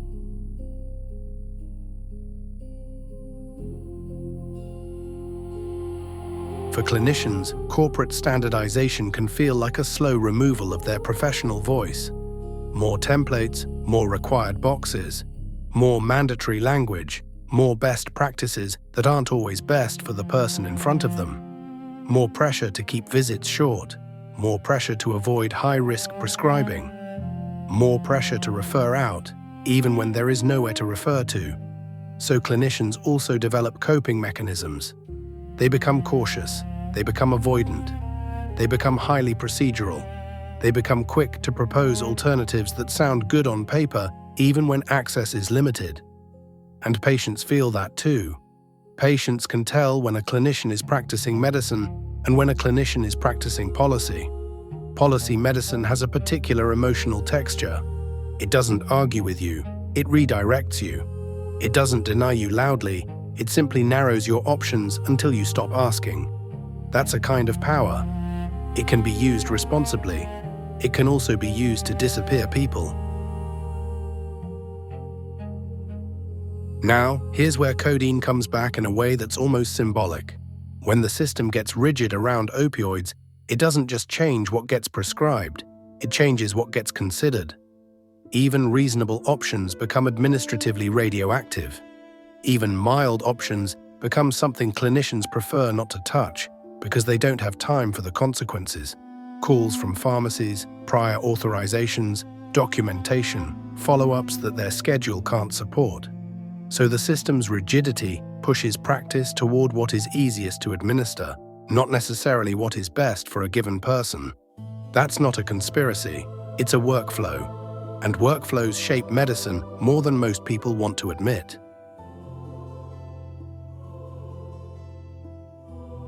There's a particular injustice in how this plays out across different kinds of patients. People with stable schedules, reliable transportation, and the confidence to advocate for themselves can navigate a rigid system better.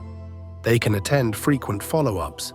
They can comply with every requirement. They can call back. They can sit on hold.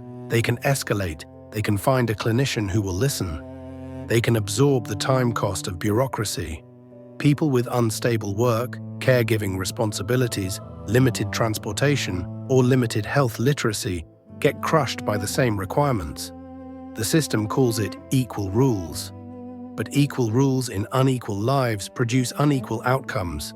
That's not ideology, it's arithmetic. And because older adults often carry both chronic health issues and caregiving roles at the same time, they can fall into the crushed by requirements category even when they are otherwise competent, responsible, and stable. You can be a perfectly responsible adult and still not have the bandwidth to be a full-time patient. Corporate policy also changes the emotional meaning of refusal. When a person hears "we can't," what they often hear is "we won't." And sometimes that's accurate, sometimes it's not. But to a patient, the difference doesn't matter much in the moment, because the result is the same. You leave without relief, carrying the same pain into the night, plus a new layer of anger or shame. This is where substitution takes a more dangerous turn. Not because the patient is rebellious, because the patient is cornered. Cornered people don't make elegant plans, they make immediate ones. And immediate plans, in a chemistry story, are where mistakes happen.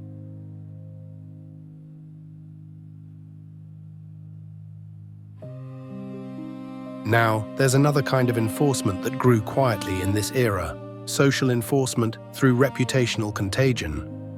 Reputational contagion is what happens when a substance becomes associated with a stigmatized narrative, and that stigma spreads outward, touching everyone near it. A clinician who prescribes certain controlled meds can be seen as that kind of prescriber. A patient who asks for certain controlled meds can be seen as that kind of patient. A pharmacy that fills certain controlled meds can be seen as that kind of pharmacy. Nobody wants to be that kind, so people avoid. Avoidance becomes policy, policy becomes reality, reality becomes a new normal. This is how stigma turns into structural harm without anyone ever writing "we will stigmatize" on a piece of paper.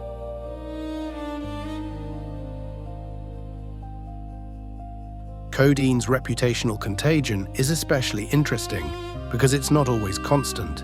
It flares and fades depending on cultural moments, media cycles, and local enforcement pressures. In one era, codeine is just cough medicine. In another era, it's part of opioids. In another era, it becomes a cultural symbol. And then back again. Each swing changes how easy it is to get legitimate care, how much shame patients feel, and how professionals behave at the counter, which means the same illness can be treated differently depending on when it happens.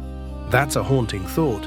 Your relief might depend on the cultural mood of the year you got sick.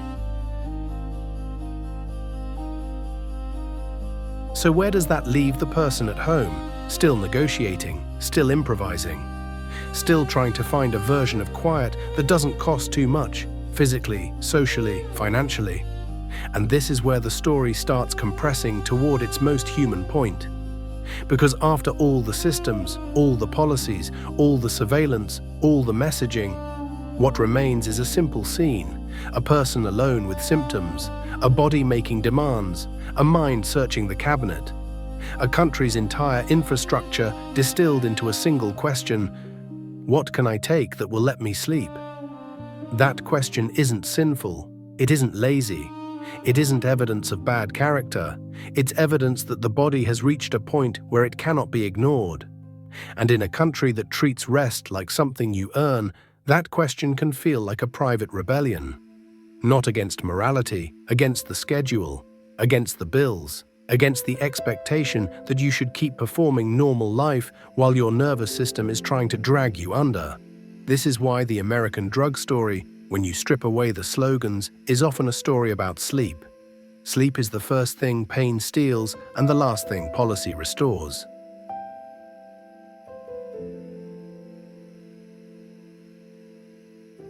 Now, let's look at the cabinet again, but this time with clear eyes. A cabinet is not just storage, it's an archive of decisions. A clinician's decision to prescribe, a pharmacist's decision to fill, an insurer's decision to cover, a patient's decision to keep leftovers, a family's decision not to talk. And what makes it dangerous is not just what's inside it, it's what's missing from it. What's missing is a stable, accessible path to help that doesn't require you to perform innocence. What's missing is consistent care that doesn't vanish the moment a policy shifts. What's missing is an alternative that works for your actual life, not the life imagined by guidelines. So the cabinet becomes a stand-in for the system you don't fully trust. In the cabinet, there is no triage nurse, no intake forms, no prior authorizations, no moral weather, just a bottle and the memory of relief. Memory is powerful. Memory is the salesman that never stops calling.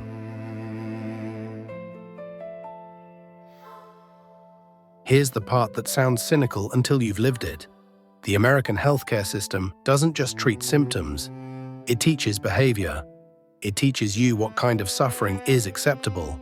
It teaches you whether asking for help will be rewarded or punished. It teaches you whether honesty is safe. And once a person has learned those lessons, they carry them for years. That's why older adults often have a different relationship to healthcare than younger adults. You've accumulated experiences. You've learned which rooms feel cold. You've learned which questions trigger suspicion. You've learned the language that gets you through an appointment without conflict. You've learned what to hide. You may not like that you've learned it, but you've learned it. And when you've learned that healthcare is a place where you can be misunderstood, the cabinet starts to look like a place where you can't. Codeine is a perfect example of how the cabinet turns a medical decision into a personal habit, because codeine can be attached to experiences that feel legitimate and even wholesome. A winter cough, a surgery, a dental procedure, a doctor trying to help you rest. So the leftover bottle doesn't feel like contraband, it feels like preparedness.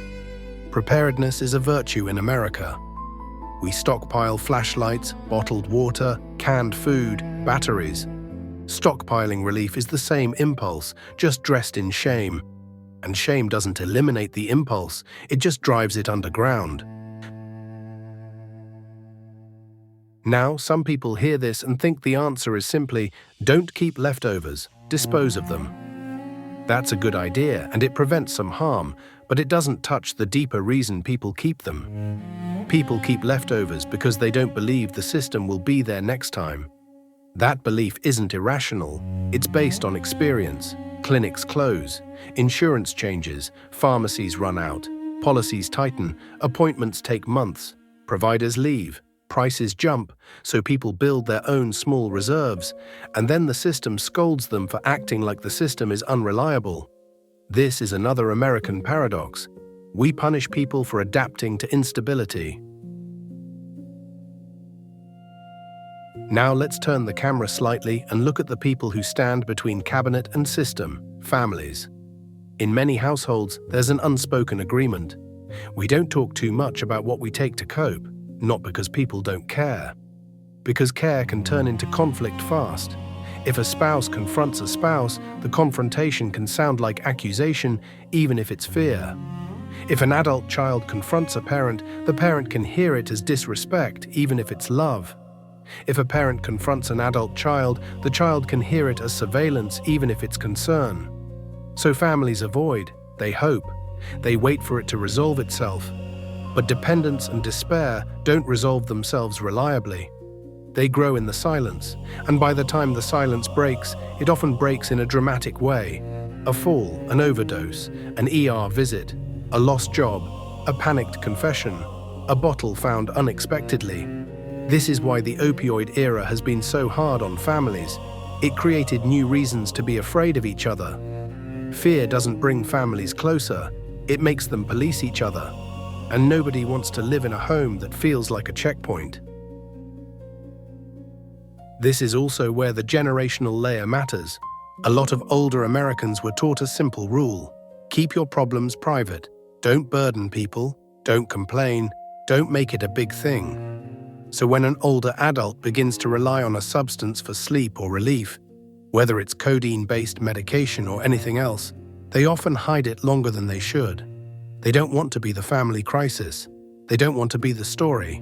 But hiding doesn't prevent becoming a story. It just delays the moment the story becomes harder to change. Now, I want to be explicit about something. This channel is not a courtroom. We're not here to assign purity points. If you've ever kept a leftover medication just in case, that doesn't make you immoral. If you've ever taken something in a way you weren't supposed to because you were desperate to sleep, that doesn't make you a monster. It makes you a person who encountered a system that didn't meet you in your reality. The moral posture that says good people would never is one of the ways America protects itself from empathy. It's a psychological firewall. But empathy is not endorsement. Empathy is how you see the actual causes, and you can't address causes you refuse to see. So here is the compressed truth that sits at the center of the codeine story. Codeine is not just a substance, it's a hinge between worlds, between the official world, clinics, pharmacies, policies, surveillance, and the private world, cabinet doors, sleepless nights, shame, endurance. A country can regulate the official world. It cannot regulate the private world with rules alone. The private world responds to trust, access, and support. When those are scarce, the private world becomes the real pharmacy. And the real pharmacy, at 2 a.m., does not come with counseling. It comes with guesswork. There's a moment in a lot of American lives that never makes it into the debates. It's not a crime. It's not a headline. It's not even a decision you feel proud of. It's a person standing in front of a bathroom mirror, watching their own face and trying to determine whether they're still the kind of person they recognize. Not because they did something evil, because they did something they didn't want to need. That moment is where this story stops being about opioids and becomes about identity. America doesn't just regulate substances, it regulates belonging. It decides who is a patient and who is a problem. And because the opioid era trained everyone to fear being mislabeled, people begin to manage their image as carefully as they manage their symptoms, sometimes more carefully.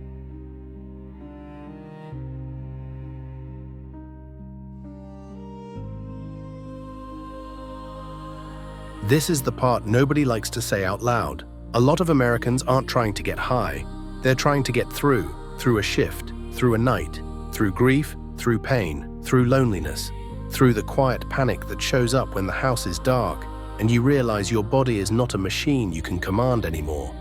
If you're over 40, you've probably had at least one night where you understood, viscerally, how a person can start making choices they didn't plan to make. Not because they're reckless, because they're worn down. Worn down is a dangerous condition. It makes the future feel irrelevant. It makes the present feel like the only thing that matters. And when the present hurts, relief becomes a moral priority.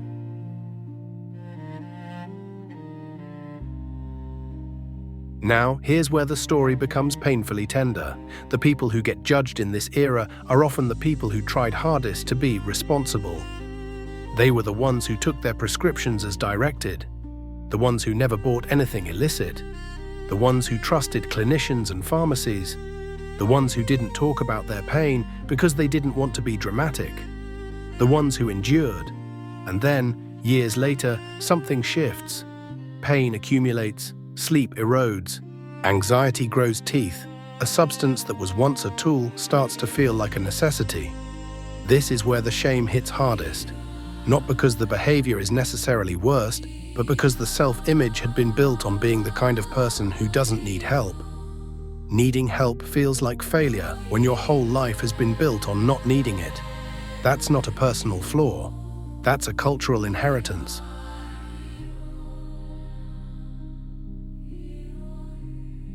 The system doesn't handle this inheritance well, because the system, under liability pressure, tends to treat every complicated story as a potential threat.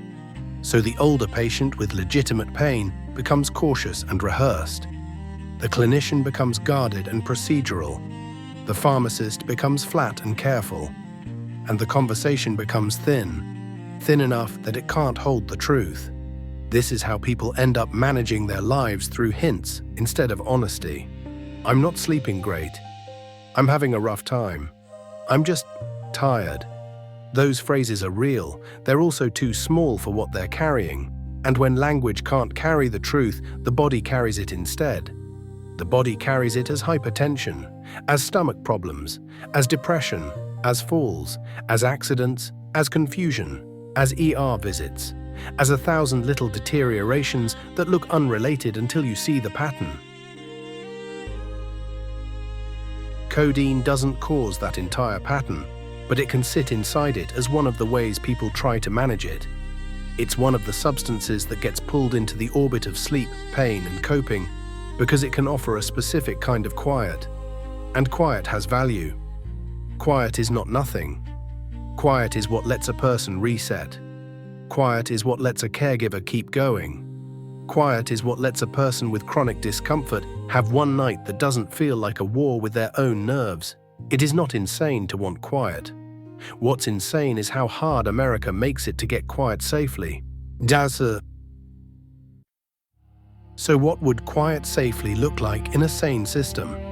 It would look like care that doesn't require humiliation as an entry fee. It would look like clinicians who have time to listen without feeling punished for listening. It would look like pharmacies staffed well enough to have real conversations instead of rushed interrogations. It would look like mental health support integrated into primary care so that insomnia and anxiety are treated as whole-body issues, not personal weaknesses. It would look like pain care that is accessible, not boutique. It would look like harm reduction discussed plainly, without moral theater. It would look like people being allowed to say, "I'm scared of what I'm relying on," and being met with a plan rather than a label. Those aren't fantasies in the human sense, they're fantasies in the American budget sense. Because we spend money on emergencies and hesitate on prevention. We spend money on crackdowns and hesitate on support. We spend money to punish outcomes and hesitate to address causes. That's a choice, not a law of nature.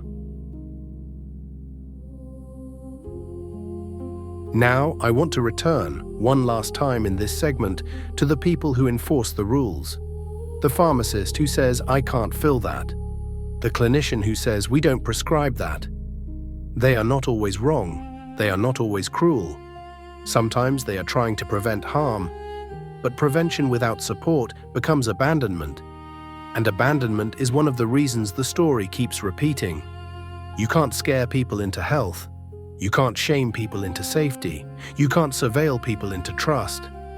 Trust is built by showing up consistently, especially when people are messy, especially when they're embarrassed, especially when they're afraid. In the opioid era, the people who most needed consistency often got the opposite, a system that changed its posture overnight and asked them to adapt instantly. Many couldn't, so they adapted in private. If you're listening and thinking about your own cabinet, your own nights, your own compromises, good. not in a paranoid way, in an honest way. The cabinet is not just a place, it's a question. What are you relying on? What are you afraid to talk about? What would it take to make that conversation safe? Those are not questions for addicts or other people. Those are questions for anyone living in a country where rest is rationed and support is conditional. There's a reason the Forbidden Dispensary speaks softly, because loudness is what the system uses. Loud warnings, loud crackdowns, loud moral certainty. Softness here is not denial, it's precision. It's an attempt to make room for the truth without making you feel like you have to defend your dignity while you listen. Because the truth is, dignity is what a lot of people are trying to protect when they reach for relief. Not just their bodies, their dignity. And a healthcare system that forces people to choose between dignity and relief is a system that will keep generating substitution stories, over and over, night after night. At the end of a long American story, you don't usually find a villain. You find a room, a kitchen light left on, a hallway clock ticking, a body that won't settle, a mind that keeps inventory of tomorrow's obligations like prayer beads. Call the insurance company, get to work, pick up groceries, take mom to her appointment, answer that email, pretend you're fine. And then, finally, the cabinet door. Not because you want drama, because you want silence. That's the most honest ending I can give this. The country's arguments collapse into a single person trying to rest. Codeine is part of that ending for some people, sometimes legitimately, sometimes not, sometimes in ways they can't admit out loud. And the fact that it can occupy all those roles at once is exactly why it reveals more than it seems to. Because the Codeine story was never just about codeine. It was about what America does when it meets suffering and doesn't want to look at it for too long. We like to tell ourselves we solved this crisis with awareness and enforcement, that we tightened rules, watched harder, prescribed less, and therefore became safer. But safety is not only fewer prescriptions, safety is fewer desperate nights. Safety is fewer people making decisions alone in the dark. Safety is fewer families whispering around a cabinet. Safety is a world where asking for help doesn't feel like stepping into court. If you reduce supply without reducing desperation, desperation simply changes shape. It gets quieter, it gets more private, it gets more improvisational. And improvisation, with sedating substances, is where tragedy hides. Not always in a dramatic way. Often in a small way, a mistake, a misjudgment, a tired night, a body that responds differently than you expected. That's the danger of mild stories. They don't warn you loudly. They accumulate.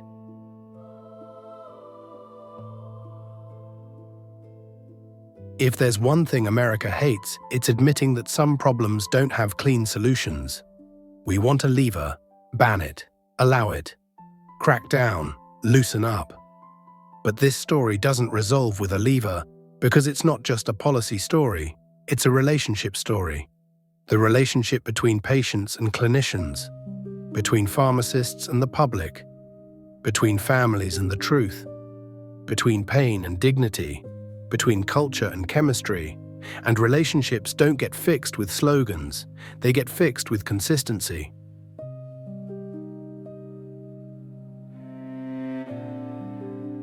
So here's what I think the forbidden part really is. It isn't the substance, it's the conversation. It's the conversation we've trained people not to have. I'm not okay. I'm scared of what I'm relying on. I'm scared you won't believe me. I'm scared you'll label me. I'm scared you'll cut me off. I'm scared you'll think I'm weak. That conversation is forbidden in a culture that worships self-control. And it's forbidden in a system that treats vulnerability as risk. But vulnerability is not the enemy of safety. Vulnerability is where safety begins, because it's where the truth comes out early enough to matter. If you're older than 40, you've watched America swing between permissiveness and punishment. You've watched the pendulum. You've watched harm emerge under permissiveness. You've watched cruelty emerge under punishment. And you've probably felt at some point that neither extreme was built for real human life. Real human life needs something quieter and steadier. It needs a middle that isn't a compromise with suffering, but a commitment to support. Support doesn't have to be sentimental. It can be practical. Care that is accessible. Follow-up that is real. Alternatives that are funded.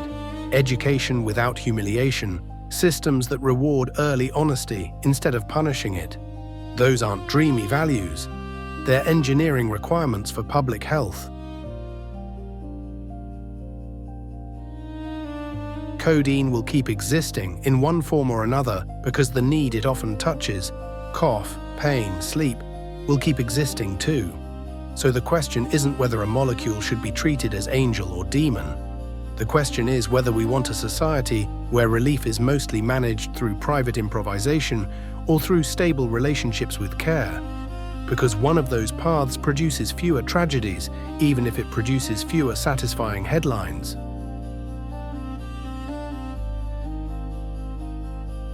If you take anything from this night in the Forbidden Dispensary, let it be this. Don't let shame isolate you from help. If you're worried about anything you're taking, anything you're relying on, talk to a qualified clinician you trust. Tell the truth as clearly as you can. If you don't have a clinician you trust, keep looking for one who treats you like a human being instead of a risk category. And if you're listening not for yourself, but because you're worried about someone else, remember this. Confrontation is not the same as care. Surveillance is not the same as love. If you want the truth, you have to make it survivable. That's the whole theme, condensed. Make the truth survivable. For patients, for families, for professionals who are drowning in liability, for a country that wants quiet but doesn't want to pay for it the right way. In here, in the Forbidden Dispensary, we don't glorify substances and we don't pretend they're harmless. We also don't pretend people are simple. We tell the truth the system often can't afford to tell in its own voice, that most harm is born where suffering meets isolation, that most safety is born where suffering meets support, and that the night doesn't need more panic. It needs more honesty and more ways to help people carry it. That's all. That's the vial. That's the shelf. Good night.